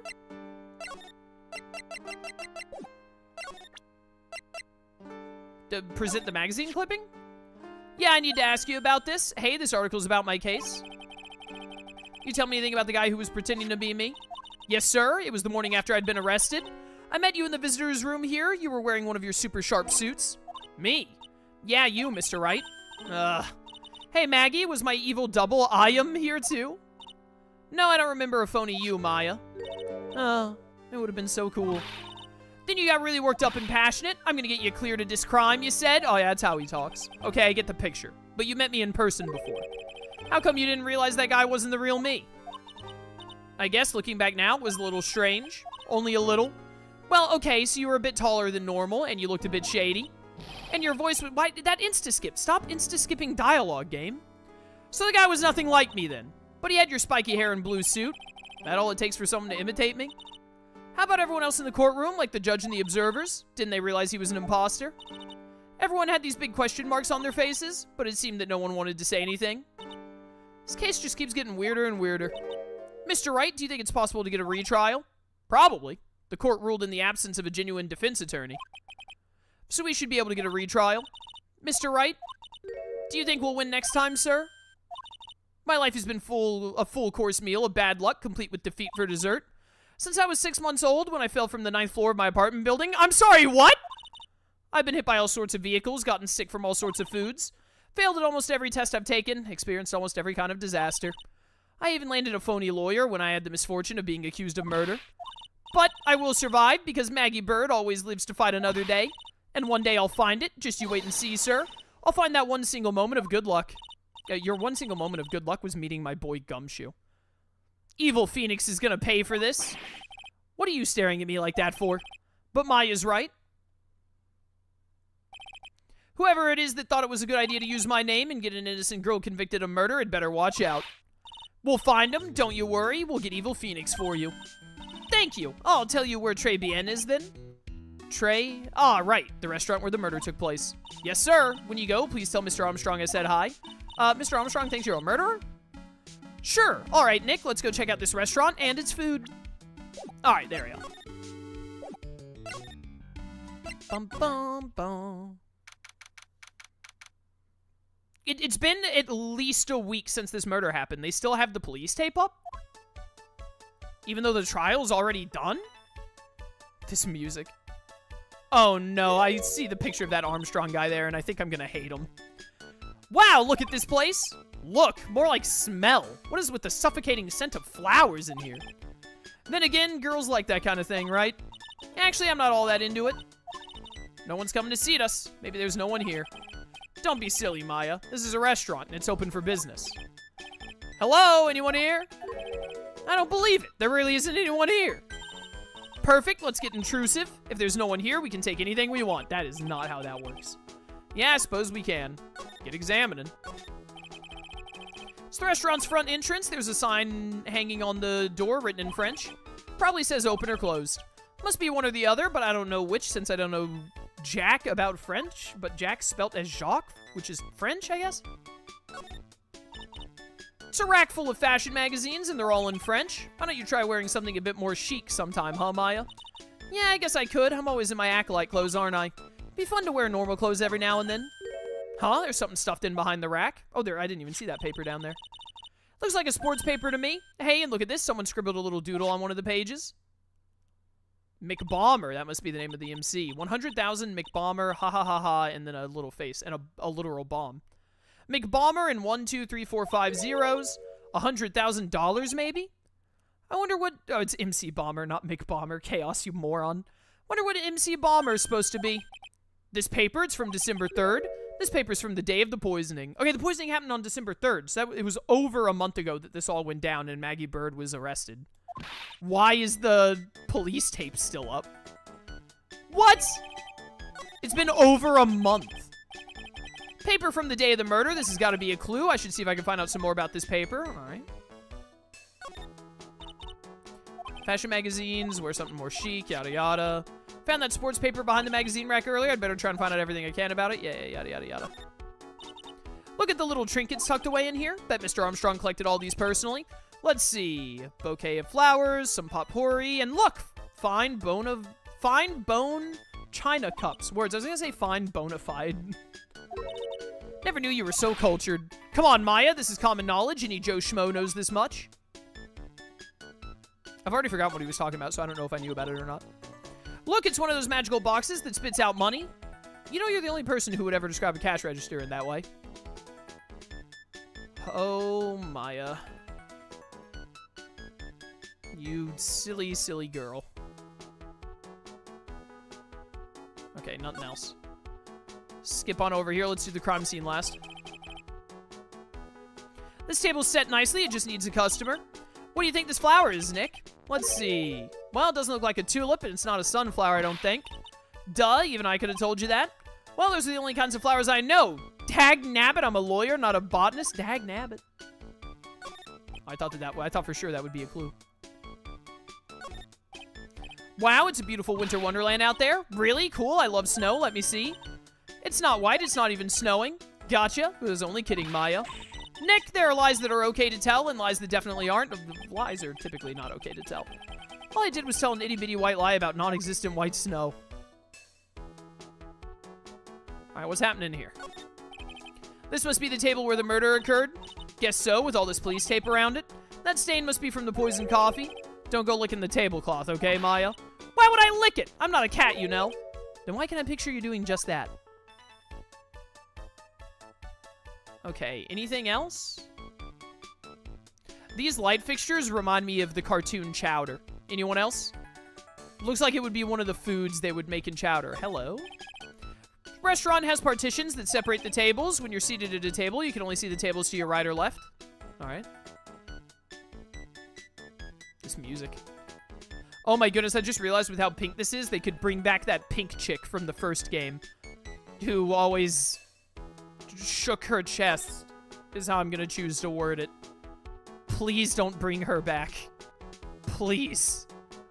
I mean, I guess I'd rather her than Lotta. But, like, please. Okay, I think we're done here. Hey, Maggie, what can you tell me about this? Ah, sports paper. Let's see, let's see. Did Guts and Brawn manage to defend his heavyweight title? Guts and Brawn. Okay. Sorry, Maggie, that paper is actually a month old. It's from the day of the murder. And Gutson got knocked out yesterday, I'm afraid. Oh, no. Found this paper at the magazine rack at Trebian. Really? That's strange. Trebian doesn't get newspapers. Mr. Armstrong says he's not really fond of them. Then maybe one of the customers left it behind? Anyway, what I want you to take a look at is this scribble here. Aha! That's it, sir. MC Bomber. That was the name that was written on the CD. Just as I thought. Guess it wasn't MC Screwdriver after all, huh? So that $100,000 must be a down payment for a record deal, right? If someone gave me $100,000, I'd sing for sure. The Master of Karain, or the Spirit Song, or even Maya's theme? Okay, Maya. So if the sample CD was on the victim's table, that means this newspaper may belong to the victim. You're right. So the victim left this behind on the day of the murder, huh? Think we better step up the investigation, don't you, Nick? Alright. Nothing else. Alright. Gumshoe? No gumshoe.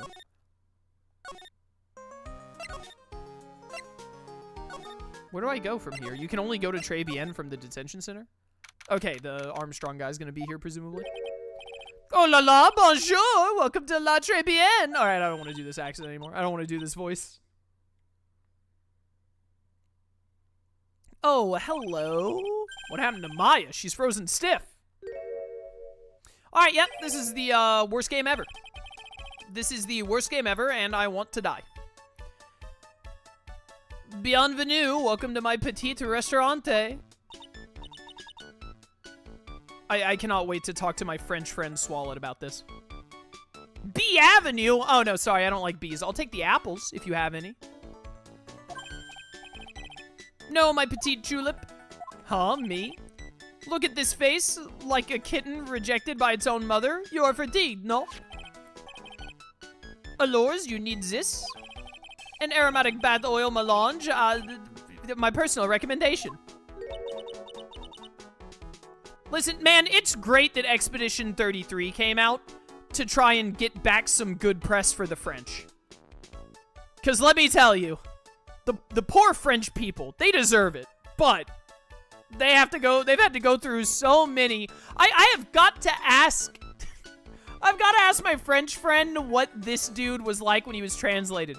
I was talking to him about video game stuff before when, like, people are French in video games, and he said that normally when games and shows and stuff include a French person and then it's translated to French for a French audience, they normally just make the French people Italian, apparently. So I have to ask him if this character was just painted as Italian in the French dub. You think I need what? Oui, just add a couple of drops of this mixture to the bath water and voila! It will soothe your body and your mind. It's simply fantastic. Really? And for la monsieur. Who, me? Look at that face, like a puppy rejected by life itself. You are fatigued, no?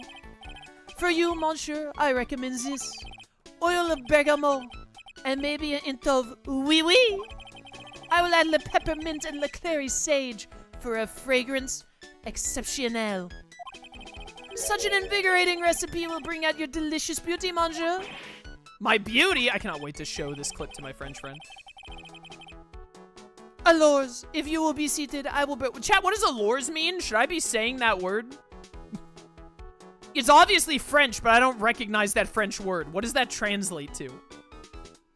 If you will be seated, I will bring you the special menu of the day.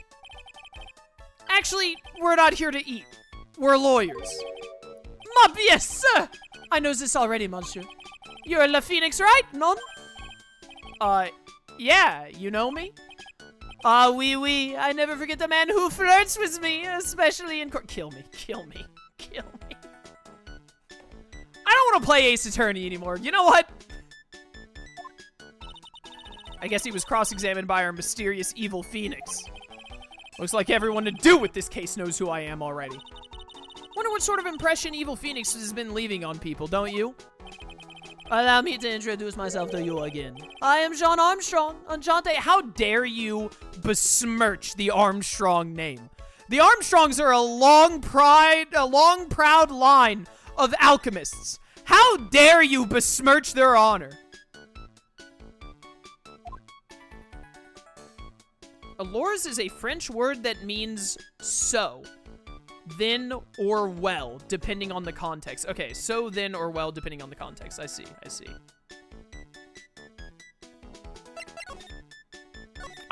This dude makes me want to throw up, by the way. I want to throw up. What does Trebian mean? It means, Trebian is, like, very good, right? I know tre mean, that means 3, right? Non. Trebian is Francois. In English, you would say, very good. Okay, yeah, I know a little bit of French because Jet actually took French, and I've heard her, I don't think she speaks French, but she knows some French. So I've heard some French from Jet over the years, and then obviously also, like, French is used all the time in media, so I just know some French by osmosis. Ah, very good. Oui, exactamente. La atmosphere is Trebian, and la cuisine is Trebian. I want to shave this guy's entire face. He should be bald. If the food's so good, why aren't there any customers in here? Oh, because this guy is horrifying? My cuisine is not for all. Some people, they do not appreciate la hot cuisine. I thought everyone liked hot cuisine. Since I've lost Maggie, I do not have enough hands. So you're running this place on your own now? Oui, for la moment. No one has answered my advertisement. Oh, poor moi. Please don't eyeball me while you say that. I am le chef. I am le manager. I am also a trained aromatherapist. That's all, folks. Aromatherapist. A roaming what? A practitioner de aromatherapy. La art of soothing la soul with the delicate la flora aroma. Delicate? The smell coming from that bottle earlier was anything but. Yo, what happened, bro? He has to know that this facial hair looks stupid, right? So could you tell me what you know about the incident? Bien. It makes me so sad to remember it. Yet I remember it so well. Le doux fromage. More than a month has passed since it happened. Yeah, I guess it's been about a month since Maggie's sentencing. So, it was the 3rd of last month. Just after 1 in the afternoon. A man who was in here for a coffee suddenly became ill. Because of the poison in his coffee. That is the truth as I know it. It was Maggie who took his drink to him. I was in the kitchen. I heard the sound of someone collapsing. When I came out to see what it was already slumped in his chair. He was dead? Mon Dieu, oui, it was dead. Maggie had passed out also. And this man who died, was he alone? Oui, monsieur. All alone. I know that Maggie said there was someone else, but... I see. La police, they asked me many times. Are you sure there was no one else at the table? They asked. But I am not the only one. La old man said the same thing. No. I swear, if they bring back that stupid pervert from the hospital in the previous game, I'm gonna lose it. Old man? What old man? So who's this old man you mentioned? At the time of la murder, there was another customer in here. What? Someone else saw it? Oui, as usual, he came alone that day. At the time of the murder, he was here. He saw it too. But he said the same thing, that there was no one else at the victim's table. But Maggie swears there were 2 people. Ah, mademoiselle, the lawyer, he could not prove this, no? About the lawyer. That was me, I suppose? Ma bien. Wow, he's the first person who said it wasn't me. Don't kid yourself, Nick. Now who's the one making stuff up? What? Okay, why do his eyes look like that? You know anything about the sports paper? We found the sports paper in the magazine rack here. One of my customers must have left it behind. Do you have any idea which customer it was? The only ideas I have, mademoiselle, I save for my kitchen. Alright. I am not a lawyer myself. I do not wish to speak out of turn. But your defense in court that day was a little, how you say, lacking, perhaps? Even a Frenchman who cannot speak any English could have done a better job. You were very cool, though. Oh, oui, oui. So handsome. Wow, wonder just how bad the defense could have been. Every time you opened your mouth, the old courthouse stirred. Oh, man, that's something I don't want to imagine. Anything about, Maggie? Maggie was a policewoman once. Yeah, but she had to quit for reasons beyond her control. Oui, oui, she was the suspect in the murder investigation, no? Oh, you know about that? That is why I gave to her la perfume la happiness. Happiness perfume? Oui, blended from bergamot like I have given to you before. But she's been arrested again, and found guilty this time. This is true. A natural aroma of unhappiness must have been very strong. Just admit it, your perfume doesn't work. I'm not surprised she was the prime suspect. After something like that took place before my very eyes. Something like what? What's this guy talking about? Does this mean Maggie did have a motive? We gotta ask this guy for more info. Stat. When Maggie took the coffee over to the victim, did anything happen? Oui, I suppose you could say so. So what happened? None. It was nothing. Look, Maggie says she didn't even know the guy, but she's still been indicted for murder. Indicted? Indicted? However you say it. Prosecution must have come up with some kind of motive. Oui, it is true.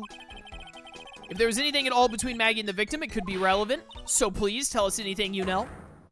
Ooh, Cyclock. Well, that's a lot. Yeah, that's a lot of chains. Cyclocks? Alright, interrogation jutsu. No way, what are we gonna do, Nick? We'll just have to remove... What the? What's wrong? The Magatama? It's gone? What? Huh? I had it in my pocket, but it's vanished into thin air? What?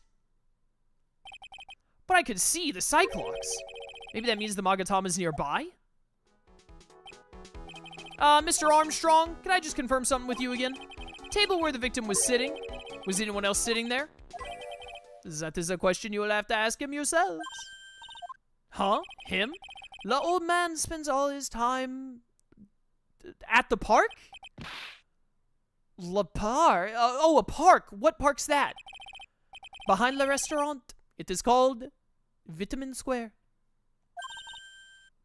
Thank you. Yep, French. Let's go check out this Vitamin Square right now, Nick. I lost the Magatama. That's crazy. Said it would still be nearby. Do I need to investigate for it? Fashion magazines, yada yada. Wouldn't fit the place. Why don't you try wearing something more chic, yada yada. Yeah, okay. Huh. Well, I don't think I'd have the evidence needed to break through the Cyclock anyway, so let's just go to Vitamin Square.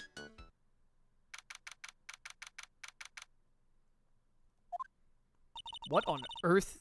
I was looking at chat. Look at all these fruits. What is this? Yeah, need a drink. How much more water have I got? Oh, I still got a good amount of water. All right, cool. So this is Vitamin Square. Yeah, I see where they get the name from now. The fruit screams vitamins at you.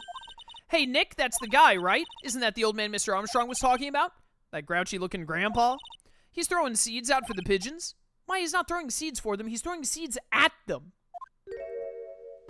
What on earth is wrong with this dude's nose? Oh, I hate this. At least it's not the pervert. My grumpiness threat level has just been raised to red. Alright, let's examine everything first. Job listings I see there. Hey, look, pigeons! Yeah, and heaps of them, too. Do you know that pigeons are a symbol of peace? That's a dove, you idiot. Poor things. So they can't be symbols of peace and harmony just because they're gray? Is that it? No, it's because they're pests. They're like rats with wings. Them and seagulls. Seagulls at least make fun noises. You're overtaking this one by just a smidge, Maya. Oh, there's a magazine here. It's a magazine full of job listings. You disgusting rogue picking up something someone else threw away. Threw away? Did you throw this away? Are you looking for a job? Ah, that's none of your business. Sorry, guess I'll just take the magazine with me then. I don't want anyone else having it. Give it back. Too bad. Now that you want it so bad, I don't want to give it up. Get bodied, idiot. Thrown away by the old man. Hey, that's mine. This music. Looking at this orange reminds me. Oh, what? You're supposed to eat a lot of them to ward off colds in the winter. Can't have fun during the holidays if you're sick in bed, you know? You don't have to tell me twice. Oh my goodness, a sandy gas. Used to love sandboxes like you wouldn't believe. Really, you? Sure, finding iron fillings in the sand with a magnet was my favorite thing to do. Iron fillings? Ah, it's too exciting for words. It was my ambition to collect every single shred of iron in the sandbox. I was such a kid back then. So did you manage to get all the iron? No, I never did. Think it came close, though. Come to think of it, I still have all the iron fillings I found way back when. You want them? No. This place is so fruity. It's not a bad thing. Besides, I love apples. They're among my favorites. I'm a big Apple fan myself. Not the company Apple, because I hate Apple products, but I like apples, the food. And that apple slide is perfect for you. And what is so perfect about it? Oh, come on, don't be a stick in the mud. Slide down it a few times. Go on, woo. No way. I'd get covered in sand if I slid down that slide. Anyone can see that. Yeah, you're right. Otherwise, I'd give it a try, too. Alright, are we good? Think we're done. Alright, let's talk to this freak. Excuse me. Would you mind if I had a word with you? Yes. I just want to ask you a couple of questions. What's the matter with you? Can't you see I'm busy?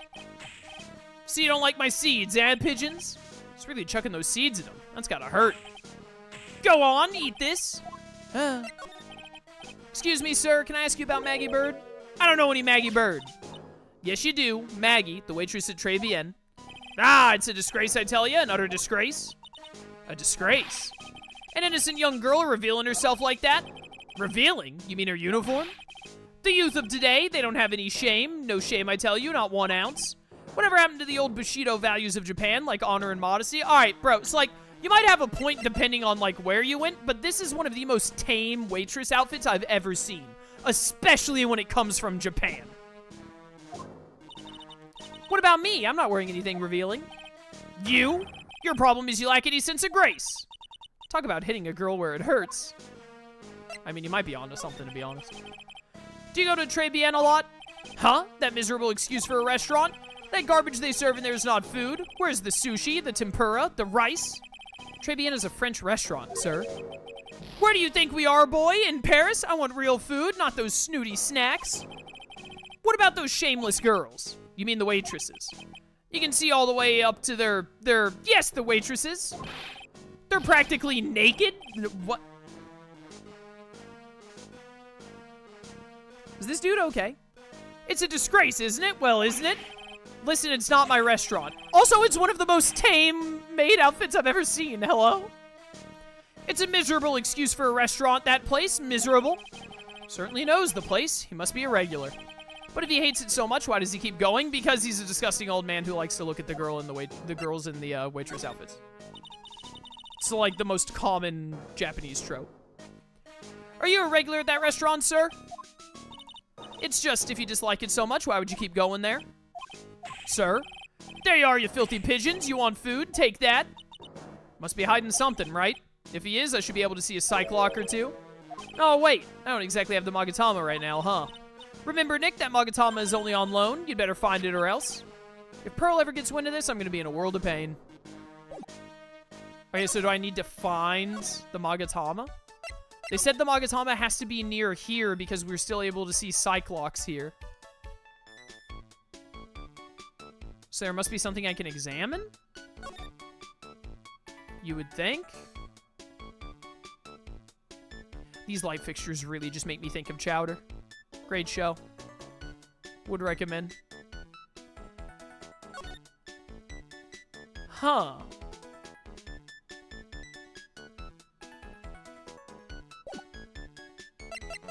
Can you tell me about this old dude? Oh, I didn't get a profile of the old dude. You know anything about this job listing? Mademoiselle! Yeah? Are you looking for a job? Le job?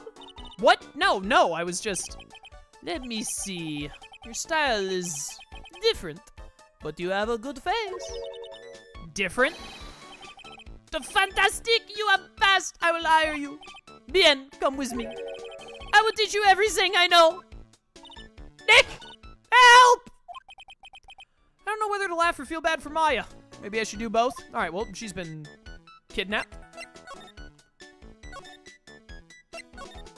Well, go back to the old man, actually, and present this. Excuse me, sir, could I ask you about? Sir? Here you go, boy. How does some pigeon feed sound to you? Wasn't exactly what I was hoping to get out of this guy. Sorry, he's not going to tell me about the paper either. If I go back now, is Maya back?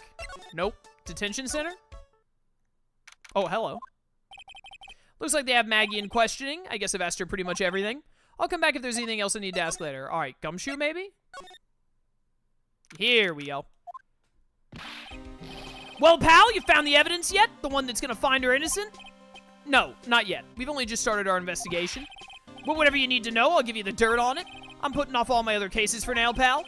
Gumshoe's really fired up about this. Oh yeah, one more thing. Magic must defeat magic. The retrial's been approved. Court's sitting at 10 a.m. tomorrow. Wow, they not only approved that fast, but they, like, got right into it. That's crazy.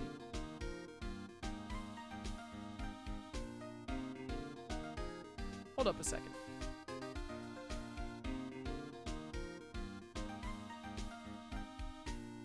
I just realized something. My multi-chat is broken. Oh my goodness. I thought that there was no one talking in the YouTube chat today because the multi-chat has only been showing Twitch chat. I just clicked over to the, like, YouTube, the YouTube side of things, because I have, like, the YouTube stream and the Twitch stream both open on my other monitor, because, in case I need to look at them for any reason, and I've been on the Twitch monitor, on my second monitor, and I was like, I should click over on the YouTube one and see, like, what it says the analytics are. And then I clicked into it, and I wanted to see what the analytics were, because there haven't been any messages from the YouTube chat. So I was like, oh, I should see what the analytics are. Is just no one watching on YouTube today? Is that the problem? But now I've clicked over to it, and I see that people have been talking in the YouTube chat all stream. It's just not coming up in the multi-chat for some reason. What the heck? Well, YouTube chat, I haven't been meaning to ignore you. I literally just didn't see it. So, I apologize that I haven't been looking at your messages, but I'm looking at them now. Let me pull up. I'm going to put the multi-chat and the YouTube chat on my monitor so I can see all the Twitch messages from the multi-chat. Why is the multi-chat not showing the YouTube chat? It says that it's set to where it should.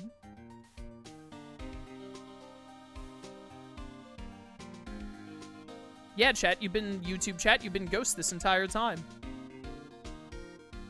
Oh, wait, did I fix it? I think I fixed it. I just had to, like, reset it? Okay, now the multi-chat is showing both of them, but it hadn't been for this whole stream. All right, note to self, multi-chat sometimes busts, and you have to refresh it. All right, good thing to... You know, I told you, learning multi-streaming, we might run into some complications. But there we go. Okay, now the YouTube messages are coming up in the multi-chat. Wait, are the Twitch messages coming up in the multi-chat? Someone in Twitch chat post a message for me so I can make sure that's working. Man, the people in the YouTube chat have just been... They've just been speaking into a void this entire time. Okay, yeah, the Twitch messages are... That's so weird. I wish I had realized that earlier. I'm sorry, YouTube chat. My bad. The retrial's been approved. Court's sitting at 10 a.m. tomorrow. And Godot's gonna be the prosecutor. Oh, him. I wonder if they're gonna bring in Edgeworth to be the prosecutor in the last case and just throw Godot out like they did with Franziska. Now listen up, pal. If Maggie's found guilty again. Yeah. I'll make sure you get locked up for good. Got it? Gumshoe, what a bro. You guys, yeah, YouTube chat has been talking to a wall this whole time. What are the odds? So the guilty party was Maggie Bird, huh? Yeah. Back when she was on the police force. You were her mentor when she was a rookie, right? Yeah, I kept a close eye on her. I mean, not too close, you know. It was with the funny looks, pal. I was just her... There wasn't anything like... Look, sure, I was her boss when she was doing her training, but that was it. Nothing happened. Gumshoe sure is sweating up a storm over nothing. Ah, so that's it. Our big old Gumshoe has a little crush on Maggie. I don't like her or anything. Gumshoe is a tsundere. Note to self, gossip with Maya about this later. Look, pal, don't tell anyone, okay? You gotta keep it a secret, got it? Sure. And would you mind not guessing what I'm thinking all the time? Hey, tell your face, pal, not me. You'd have to be blind not to see what's on your mind. Gumshoe deserves happiness. So I was wondering, could you fill me in on the victim? Glenn Elg? He was a computer programmer. He has a scouter. Glenn Elg. Glenn Elg? What is the pun here, chat? I see, a programmer. He was just a regular Joe working for a small-time computer firm. Maggie never had any contact with the guy before that day. And all she did was take him his coffee on the day of the murder, pal. Yeah, Maggie also claimed to have never seen the guy before.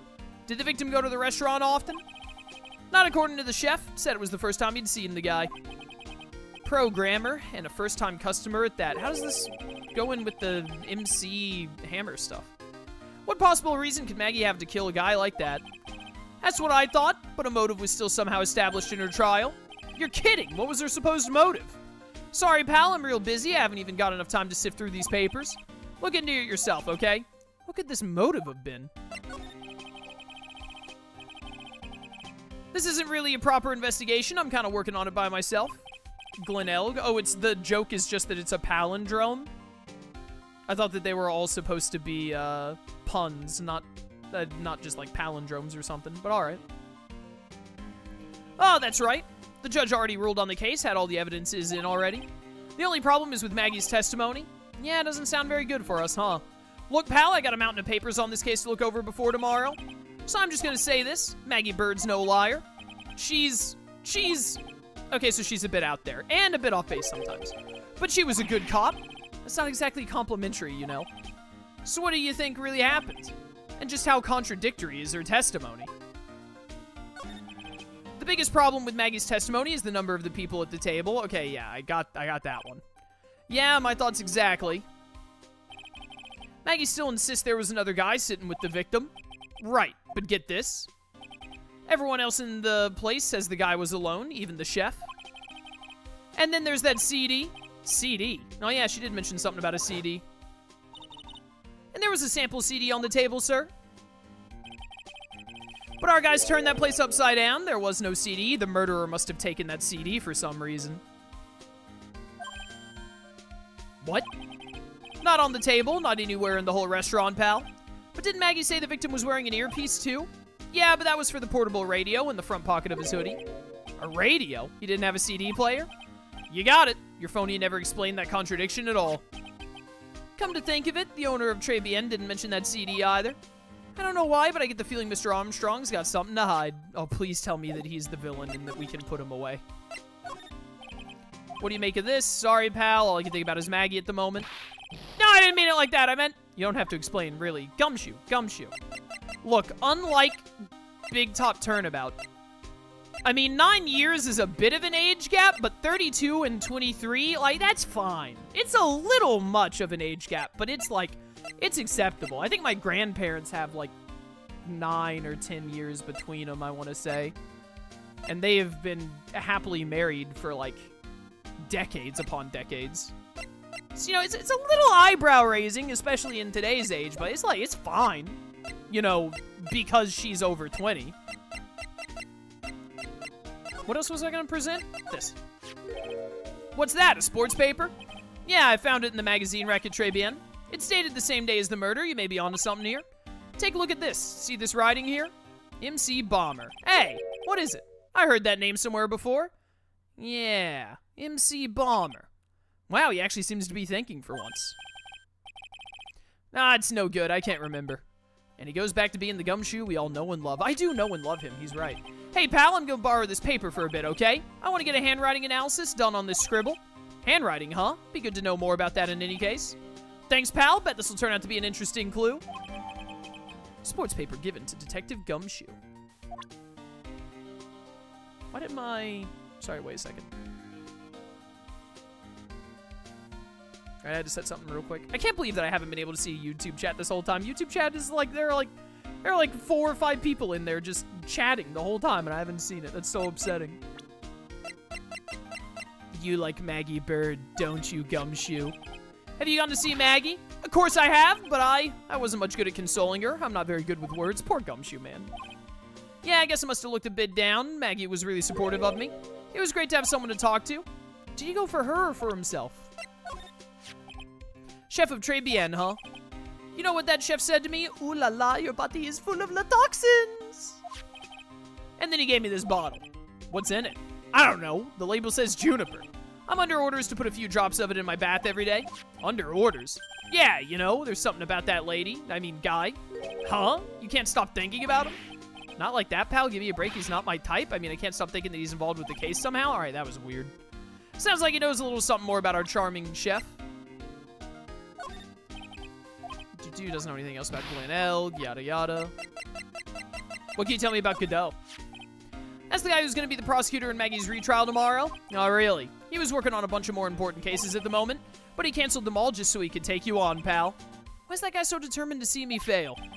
Sure attract a lot of attention, huh? Too bad it's all the wrong kind. Alright. Detention center? No Maggie. Back to Trebian. Still nothing here. Old man. This guy. You know anything about this dude? Excuse me, sir, could I ask you? Sir, here you go. Yeah, pigeon feed, yada yada. Nothing there. Anything about the chef? No.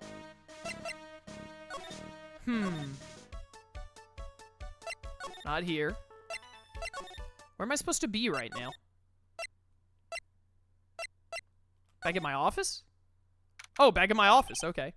Poor Maya, looks like Mr. Armstrong's really taking a shine to her. Suppose I'll just have to let her work at the restaurant for a while. I'll go pick her up from Trebian once things have cooled off. Now do I go to Trebian? Have things cooled off? Nope.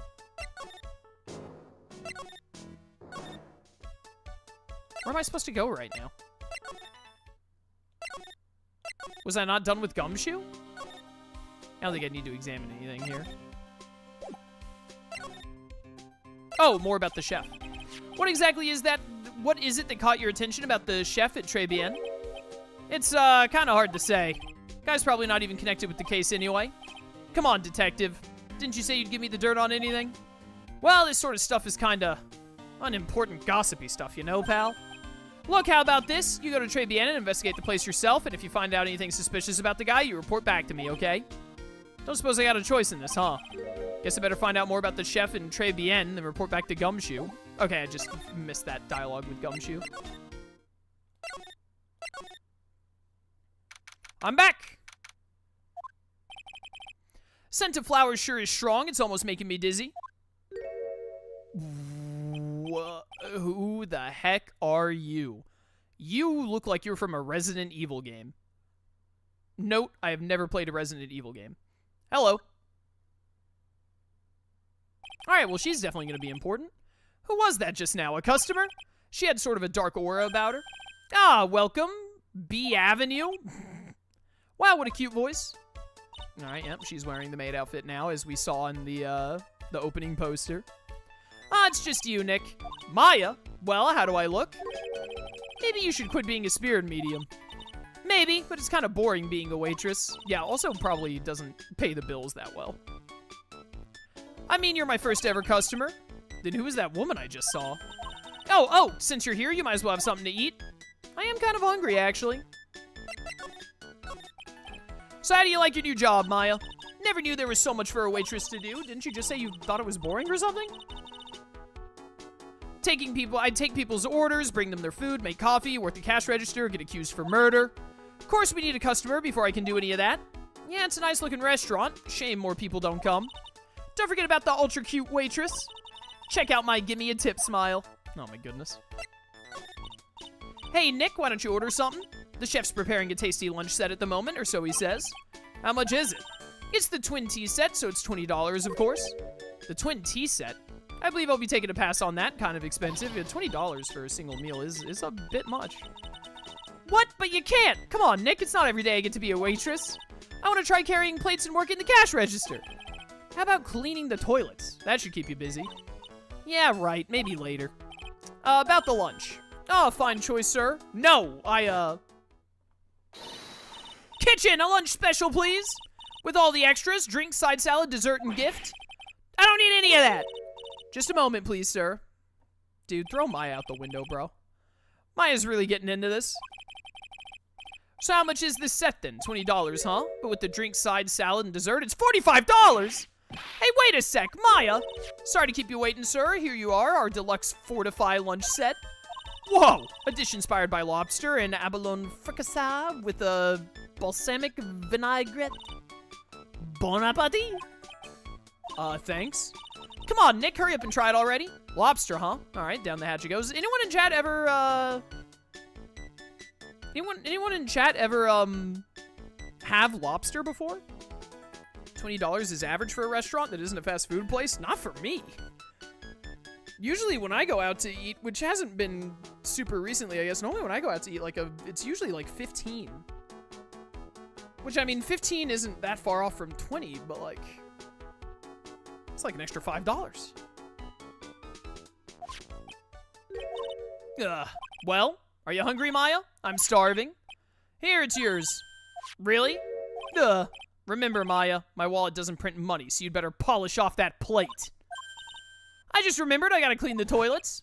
Hey! Can't be in that much of a hurry to clean the toilets. Oh, someone in chat has had lobster before. That's crazy. Trebian lunch special costs $20 despite how unbelievably bad it tastes. That's, okay. Interesting. That's in the court record. How does that guy manage to make good food taste so bad? Hey, Nick, you want to take a peek at the kitchen? The kitchen, huh? Not a bad idea. All right. Now what was it that Maggie said again? In the kitchen, you'll get to see all the chef's greatest secrets. In the kitchen? That sounds tasty. Hey, wait up, Maya. What is it? I'm pretty busy right now. Aren't you gonna show me around? Tisk, there goes my plan to find some cool clue and show it off in your face. I'd better conduct this search in the kitchen myself.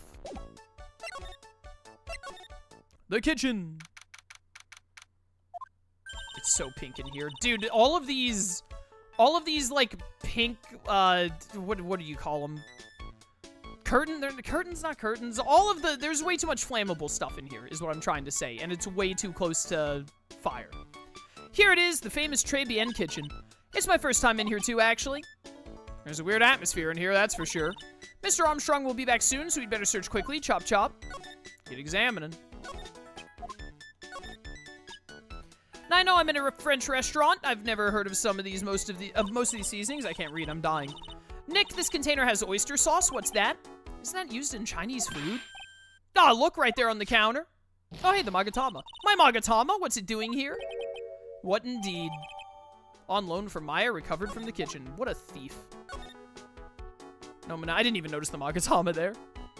Now, I know I'm in a French restaurant. I've never heard of most of these seasonings, these containers used in Chinese food. Look at these knives. They look really sharp. I'd like to see how one of those slices through a cheesecake. Cheesecake? You don't exactly need a sharp knife for one of those, Nick.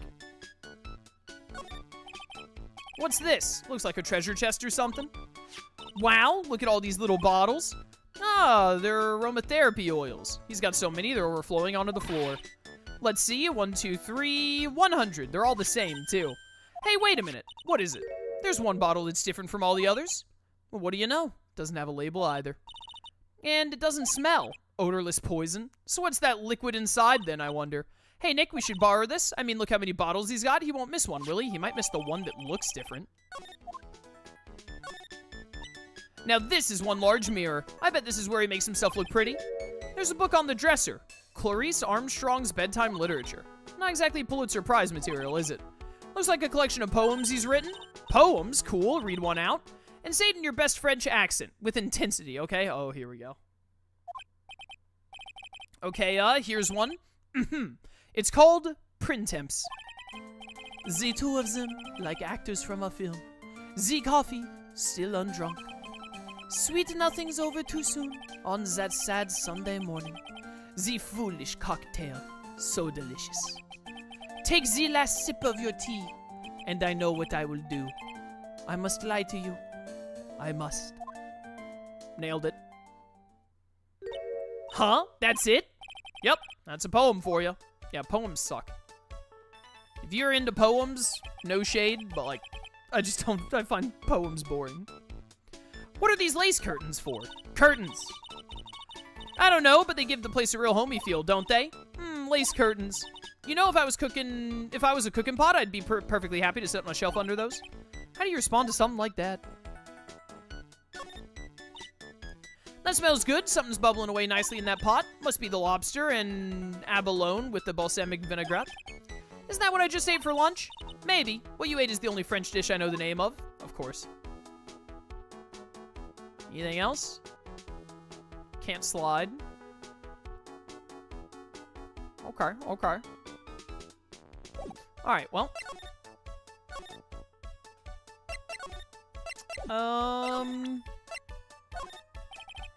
About this, sorry, Nick, I'm a waitress now. Okay, shut up. I don't like that the Magatama is over here now. Do-do-do-do, waiting for little old me.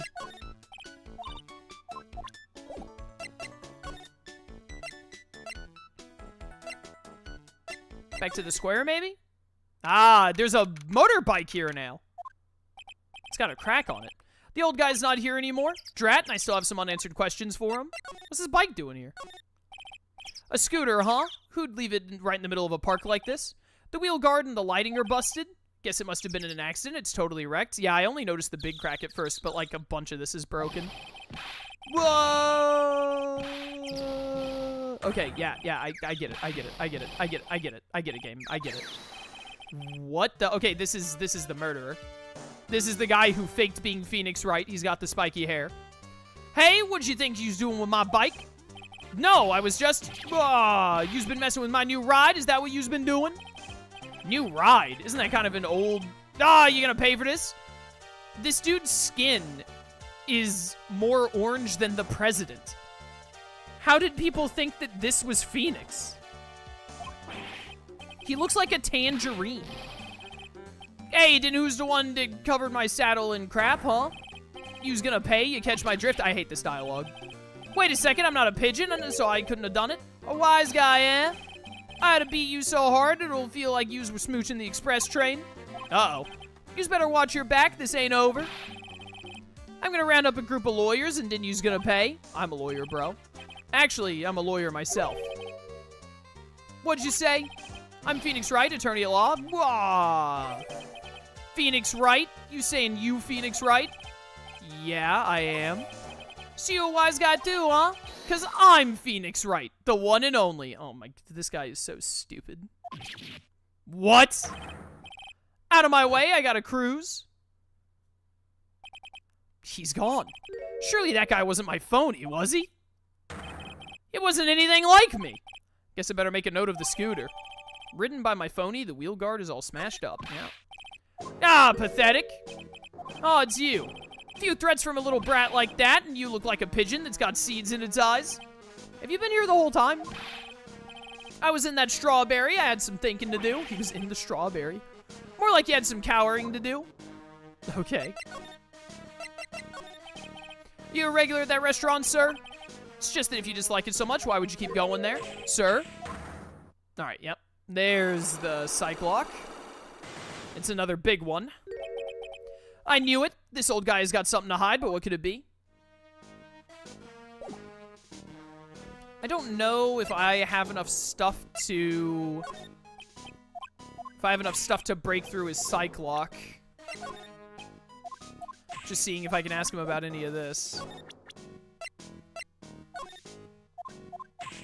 Alright. Well, let's start the psych lock and see.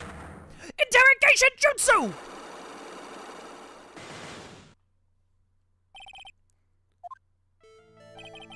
Bum. Time you told me the truth. Why are you regular at a restaurant you dislike so much? Isn't it obvious? People only have one reason to go to restaurants, to eat. To eat? Is that the whole truth?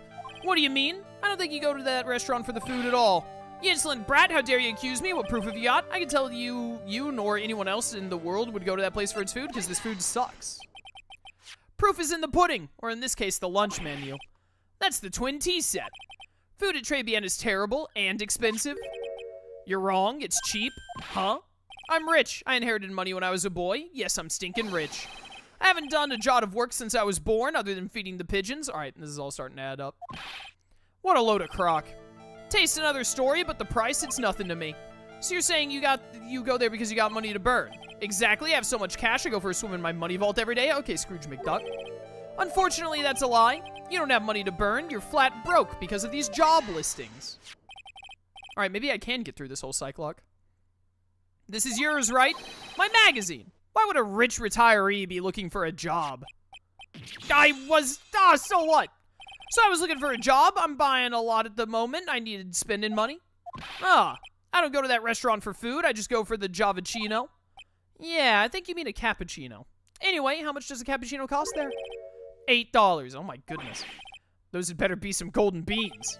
What's your problem? You think a poor man would be better off drinking dishwater, do you? Is that it? No, I wasn't thinking that. I was wondering if the coffee there is really that great. No, it's not, but anyway, yes, that place has free newspapers to read every day. Wrong. Newspapers? Exactly, they don't want me hanging around at home, so I go there. I'm sorry, sir, but there are no free papers to read at Trebian.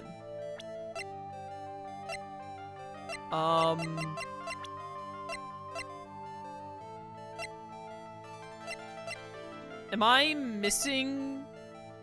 So, like, they don't have papers at Trebian, but what evidence do I show for that?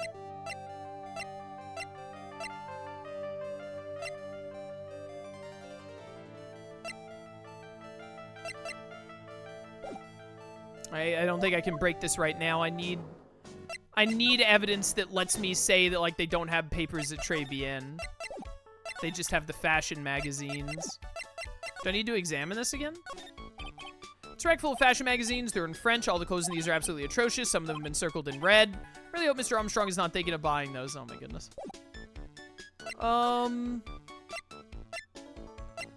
Is the dude back in the kitchen? No. Back here? Not Maggie. Oh, here we go. Got something. Hey, you're just in time. What is it, Detective Gumshoe? The lab got back to me about that newspaper you gave me. You must mean the sports paper with the memo scribbled on it. So, what did they say? Did the analysis turn anything up? They said the doodle was written by the victim, Glenn Elg, no doubt about it. I expected as much. The victim took the paper with him to the restaurant on the day of the murder. That's our best interpretation of the facts at the moment. Alright. MC Bomber. I get the feeling I heard that name somewhere. Oh, well, I guess it'll come back to me. Don't forget to report back to me with whatever you find in the restaurant, okay, pal? When did I start taking orders from Gumshoe? Although, get the feeling there's something I need to show him. Sure is. Got one of those aroma bottles too, huh? Only this one doesn't smell. Huh? I don't get you. This was mixed in with all the other aromatherapy bottles, but it's not the same. Doesn't even look the same, wouldn't you agree? A cologne bottle that doesn't smell, huh? Smells like a skunk to me, pal. Mind letting me borrow that bottle for a while? I want to send it to the lab for analysis. The victim was poisoned, so the contents of this bottle are pretty important. There you go. I had a hunch there was something funny about that chef. You suspect Gene Armstrong? I got that guy's number. I know what his secret is. That must be the same secret Gumshoe was talking about before. Guess I better fill you in on the details about this Armstrong guy's secret, I mean. Hit me. So what's Mr. Armstrong's secret? You ever had lunch at Trebian, pal? Yeah. So how was it? To put it nicely, it was inedible. Hey, don't worry about being nice around me, pal. You and I both know the reason that place is so empty is because of the food. I mean, the place is clean, and he's got a girl like Maggie as a waitress, so... yeah, I guess it's probably the food. Real scoop on the guy is he's up to his ears in debt. Really? How much does he owe? This is a copy of his loan contract. He's about $500,000 in the red. $500,000. I see, a 500,000 scribbled out to the right there. $500,000? Are we talking dollars? Yeah? Hey, if it was sterling, he'd really be in trouble. Sorry, that figure just took me by surprise. Yeah, this case is full of surprises, and I'd be willing to bet that chef's got something to do with most of them. That's my hunch. Debt is $500,000. Okay. Okay. Anything else to say about that? It's for $500,000, pal. That's $500,000. What was the in there for? Is there really that much money tied up in this case? Can't give you an answer on that, pal. Not without the case file in front of me. But I'll tell you this. That Armstrong guy would have done anything for cash. He was desperate, you know? No, I don't. But I think I sort of get the picture. What do you make of this? Yada yada. Nothing going on. This awful food. Nope. Alright, I think we're done with Gumshoe. Thanks, Gumshoe. Not where I meant to go back to. Still no Maggie. Back to Trebian. Alright, nothing with Maya about that. Nothing with Maya about that. What about this? Nope.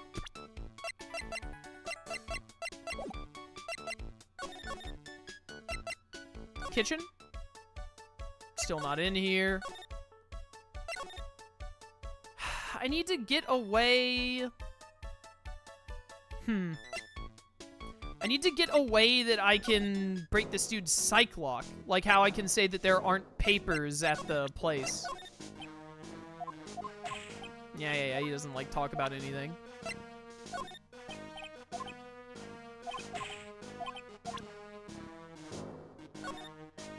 Am I supposed to show him this? Would that do it? I'm gonna save and then try.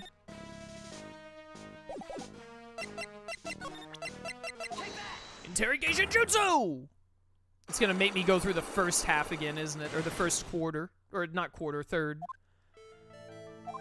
This is also another major complaint I have about Ace Attorney. I like psych locks. No one goes for food, it sucks. I like psych locks, but I wish that when you broke one of the locks, it was like a checkpoint, so that when I talk to him again, like right now, I don't have to go through all this stuff again. You're broke, you were looking for jobs.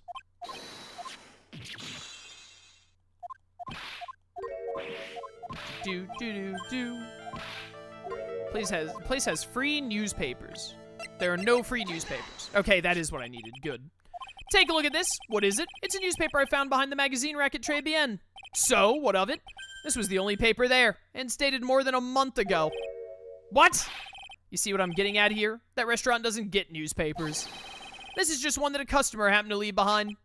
Alright, last one. Tell me, why are you so determined to hide the truth? I'm not hiding anything. I'm gonna have to put this guy out of his misery. Listen, the real reason why you go so much to Trebian is it's gotta be Maggie. Yeah, it's because it's, got cute girls in waitress outfits. What are you asking me about that girl for? She was the waitress at Trebian. Therefore, the answer to the mystery of why an old man would drink expensive coffee at a terrible restaurant is the waitress. But I don't recognize that face, and you're probably telling the truth here. Because you weren't looking at the girl's face. Ooh. But at her outfit. Gulp. That's the truth, isn't it? You became a regular at the restaurant because of the waitress's uniform. That uniform is all you can think about, isn't it? Bro, it's not even that revealing of a waitress uniform. Like, come on, man. If you're gonna be a creeper, like... I can't take it. To you, that waitress was your... Enough! Please! No more! Stop saying that word. Stop saying waitress. Stop it, stop it, stop it. Got him.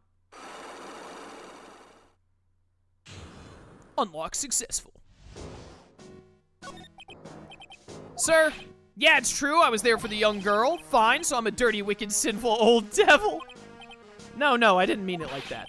I even get one of those lousy cups of Javachino every time for $8. All because of the serving girl. Punish me, lock me up. I mean, you haven't done anything illegal. Really, that's not what I'm here for. You'll be the same another 20 years and you'll understand what it's like. You'll know how painful it is to be an old man like me.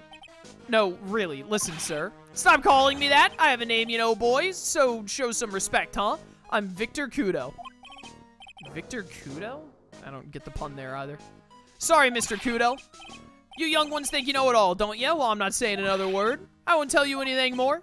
This guy was in the restaurant at the time of the incident, which means I have to hear his testimony in one way or another. Huh. I don't believe this. I even broke his psych locks and everything. Guess I'll have to try to get him when he's in a better mood. Alright, so I'm done with you for now, it seems like. Tell me anything about Victor Kudo. Oh, it's that old man. Is he still feeding the pigeons? Yeah, he fed me as well. Got a bunch of those seeds in my eyes. Oh, ouch. Hey, Maya, would you mind coming with me for a while? Oh, Victor Kudos because it's victory and kudos because you say, like, kudos to someone when they do well. Yeah, it makes sense. Me? Why? Something I really want to ask that old man. Sure, okay, I'll just get changed. No, hang on. Can you go like that? I guess? Oh, poor Maya. Poor Maya. This dude's nose, bro. Like, pop his nose with a pin. Sir? Huh? You again? Well, I see. Nick, his eyes are burning into me. It's okay. I think it's going pretty well. Huh? You're still just a little child. Run along and play on the slide, right? Okay, well, listen. You know what? I gotta give respect where it's due. He may be an old pervert, but he's not a predator. And, you know, that means something. Run along and play on the slide, alright? Although I'm pretty sure Maya is definitely... Yeah, Maya is legal. Play on the slide? Oh, we were so close, just a little more and he would have spilled. We're gonna have to get Maya to transform into Mia. Pigeon, How can we crack this guy? Excuse me, please, sir. Quiet, can't you see I'm feeding the pidge? Mia in a maid outfit. Best girl! Best girl! Best girl! Mia? Well, if you don't mind, sir, I'd really love to talk with you. She's so good at it, chat.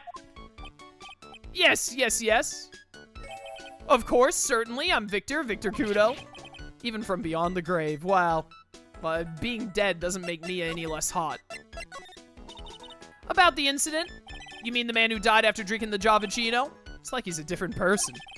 It was quite a shock even for me. He was a strange-looking boy. The girl took the Javachino over to him, you see. And was the customer alone? Definitely, he was the only person at the table.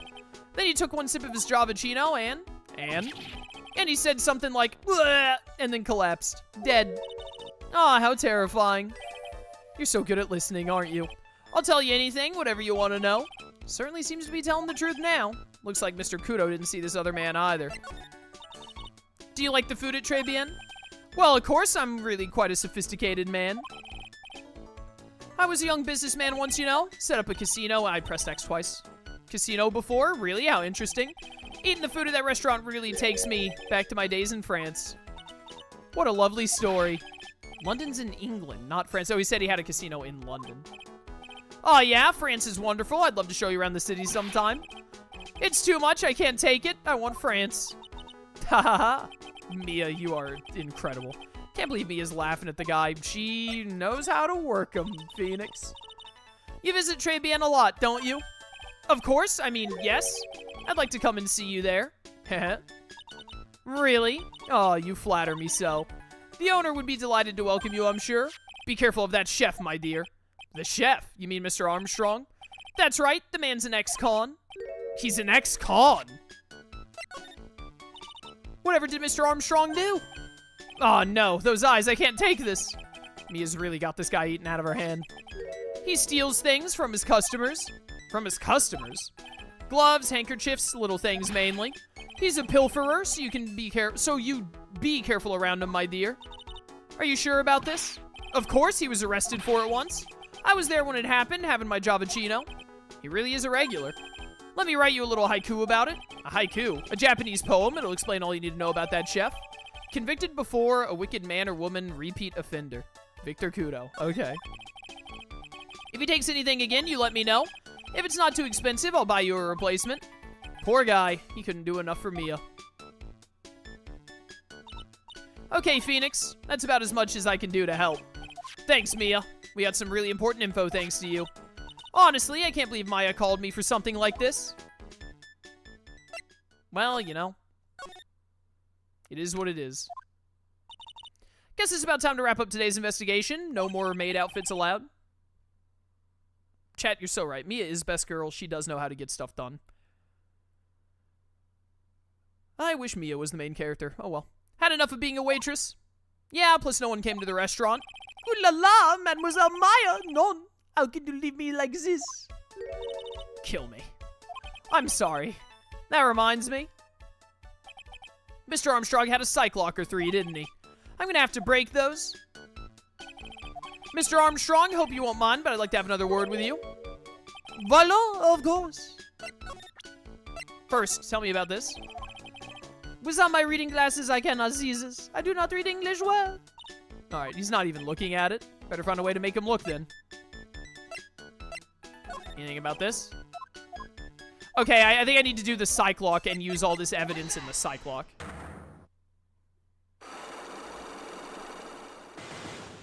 Bop, bop, bop. Maggie's motive. What is this? Sorry, did I get a text? Just a second.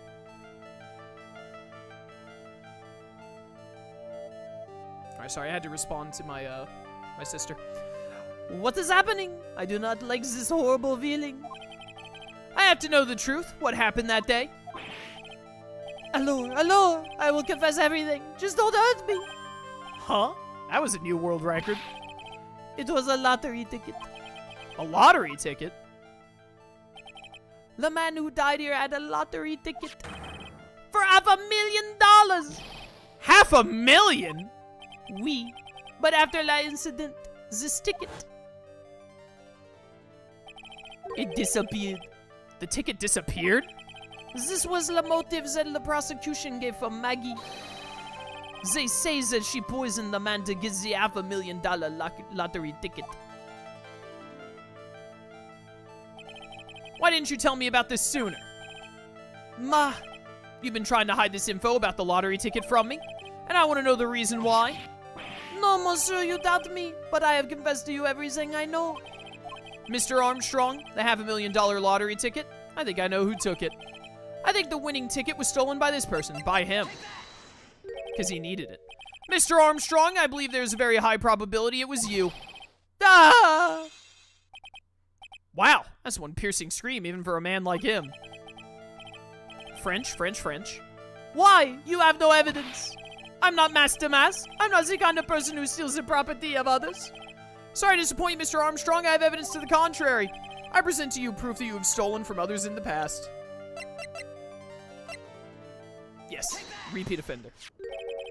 What is this? A poem? Oh, monsieur, you know me so well. I adore poems. Please read it and put some feeling into it. Convicted before, a wicked man or woman. Repeat offender. Sorry to have to bring it up, Mr. Armstrong, but you've been arrested for stealing from your customers before, haven't you? No! French, you are the liar. You deny it? Do not make la false accusation, s'il vous plaît. S'il vous plaît, I know that French. What is that? It just means, like, would you please, I think? So do you have any proof? I want to see incontestable proof that I have ever stolen from one of my customers.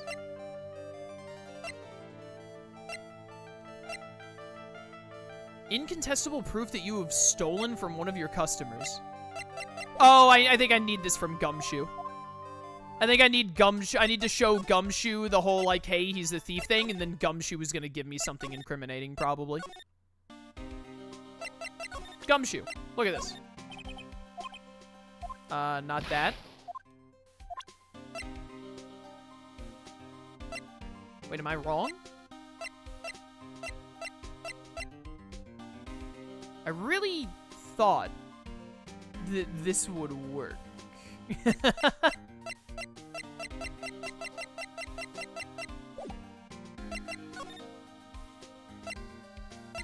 So I must have something then. Wait a minute. I hate that I have to go to the detention center to go to Trebian. Hold up a second. Interrogation jutsu? Bop, bop, bop. Do not like this horrible feeling, yada, yada, yada. Skip.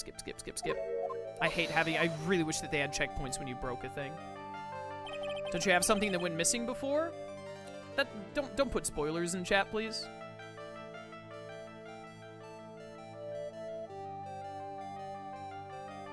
No spoilers in chat. Can you time people out in YouTube chat? You can! 5-minute timeout for you. Why didn't you tell me about this sooner? Okay, well, it's the Magatama then, because someone in chat spoiled it. Winning ticket was stolen by you? Spoiler, you play as a lawyer? Alright, that one you get a lifetime ban. Alright, proof you've stolen in the past. Man, I really wish that I could have figured out that Magatama thing myself. Instead of chat spoiling it. Chat's usually been pretty good about not spoiling stuff too until now. Seems old habits die hard, Mr. Armstrong. What is that? This is my Magatama. I found it in your kitchen. No! Wow, that scream just about broke some windows. Oui. I have a weakness for the trinkets and the figurines. My hand just slips out. I cannot stop it. You've stolen handkerchiefs, gloves, and other things from your customers, right? Oui, it is the truth. I am just a timid little girl inside, monsieur. A timid little... Okay. Besides, this time it was not a small trinket, it was $500,000. Why would I steal it? I have no need for such money. Really now. Oh, monsieur, what is it? Isn't it true you're in some pretty serious trouble? That you're in a desperate need for a large amount of cash? Twitch chat is always on our best behavior. Don't know about our sibling YouTube chat? Yeah, right, Twitch chat. Yeah, right. Yeah, right. This restaurant is deep in the red, isn't it? Ah! You have a loan to the tune of $500,000. That lottery ticket would have wiped out your debts. Well, Mr. Armstrong, what do you have to say for yourself now? Ah! Got him. Idiot. Stupid moron face. Unlocked. Successful. Maggie's motive. Mr. Armstrong, you said that the victim had a winning lottery ticket for $500,000. How'd you know he had something like that in the first place? The man, he was listening to la radio with his earpiece. Maggie said something about that too. The winning number was announced on the news, I think. All of a sudden, he exploded. Yes! $500,000, he shouted. And the ticket? He had all of his tickets spread out on the table. I was so desperately in need of money, so I put the poison in his coffee? No. Oh, no, you naughty man. I simply helped myself to one of his tickets. What?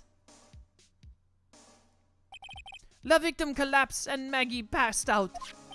I thought to myself, French, he had so many of them. Yeah, but only one of them was the winning ticket, right? How could you do that, Mr. Armstrong? Maggie was arrested because of you. None! This is not true. Yeah, I mean, if all he did was take a ticket, then it's not his fault that she got arrested. I did not take it. The ticket for $500,000, I mean. But you just told us you did. You said you took a ticket. Yeah, a losing ticket. The French, it was not. That's enough. Godot? Huh? Ah!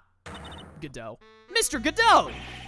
What in the heck are you doing here? This is without a doubt the worst coffee I've ever tasted, Mr. Armstrong. Dude, that like hyena grin. He came in here for coffee? Does his craving for coffee know no bounds? Perhaps Mr. Armstrong stole one of the victim's tickets on the day in question. I am the airhead, no. Just a pretty little girl who everyone is laughing at. But in that case, Maggie shouldn't be the only one under suspicion. He had the wrong ticket. What? Mr. Armstrong made off with the winning ticket's pretty neighbor. So, the ticket he took was worthless?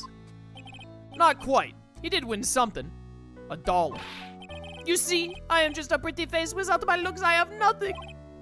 So, what happened to the winning ticket then? The one he meant to steal? Indeed. What did happen to it? Well, the fake Phoenix took it, presumably. I don't like spoiling myself by watching trailers, so it's kind of based. We'll just wait and see how the movie turns out tomorrow, won't we? Okay. Voila, you two. Time to laugh at the pretty little head. Looks like I won't be needing this note anymore. Alright. Looks like we got a new mystery now. Namely, where did the winning ticket go? I got a bad feeling about this. Well, anyway. We can't let Maggie suffer any longer for this, and certainly not again. To be continued. Alright, this is a great spot to wrap up for today.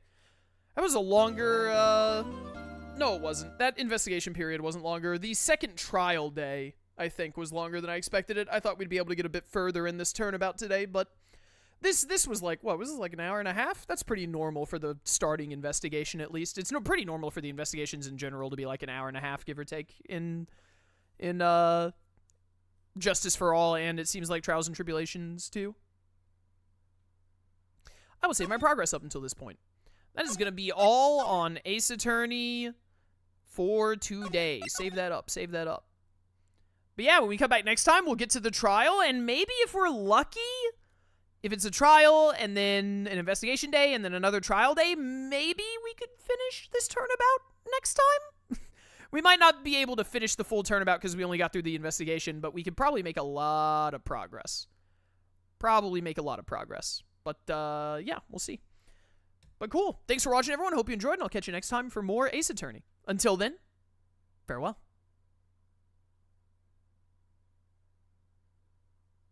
All right, chat, that is going to be all for today. Chaos, I didn't mean to spoil anything. I was just trying to help with a little push. I mean, that is a spoiler, though.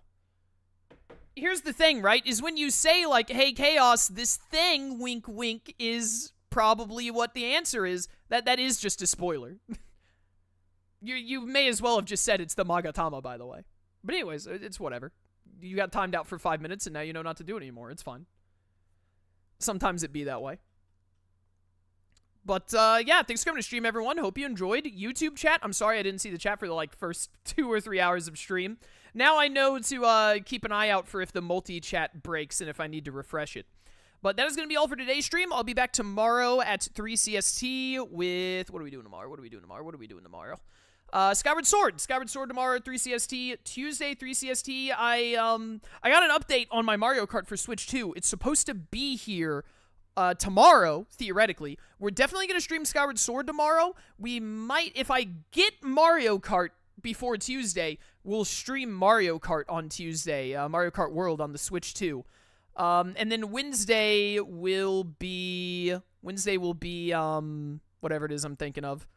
Wednesday will be Explorers of the Spirit, Mystery Dungeon. We'll do more of that on Wednesday. And then Thursday is my day off. First triple stream should be tomorrow. I've got to get Kick set up, but I'm going to start streaming on Kick as well because I think a lot of people are multi-streaming on Kick these days, and I want to give it a try. But, yeah. Good stuff. Good stuff. When else have you had to use the Magatama during a cyclock? I don't think ever, but, like, that's the point, though, is chat, if I get stuck on that and then I will ask chat, like, chat, what am I missing here? You shouldn't just be like, oh, he might not know the answer to this one. Instead of seeing if Chaos can figure it out, I'm just going to, like, tell him the answer, more or less. So just don't do it again. Just don't do it again. It's fine. Just don't do it. You don't have to defend yourself to me. Just, you know the rules now, and so do I. Just don't do it again. It's fine. But anyways, that's going to be all for today, chat. I'll see y'all tomorrow or some other stream. Until then, farewell.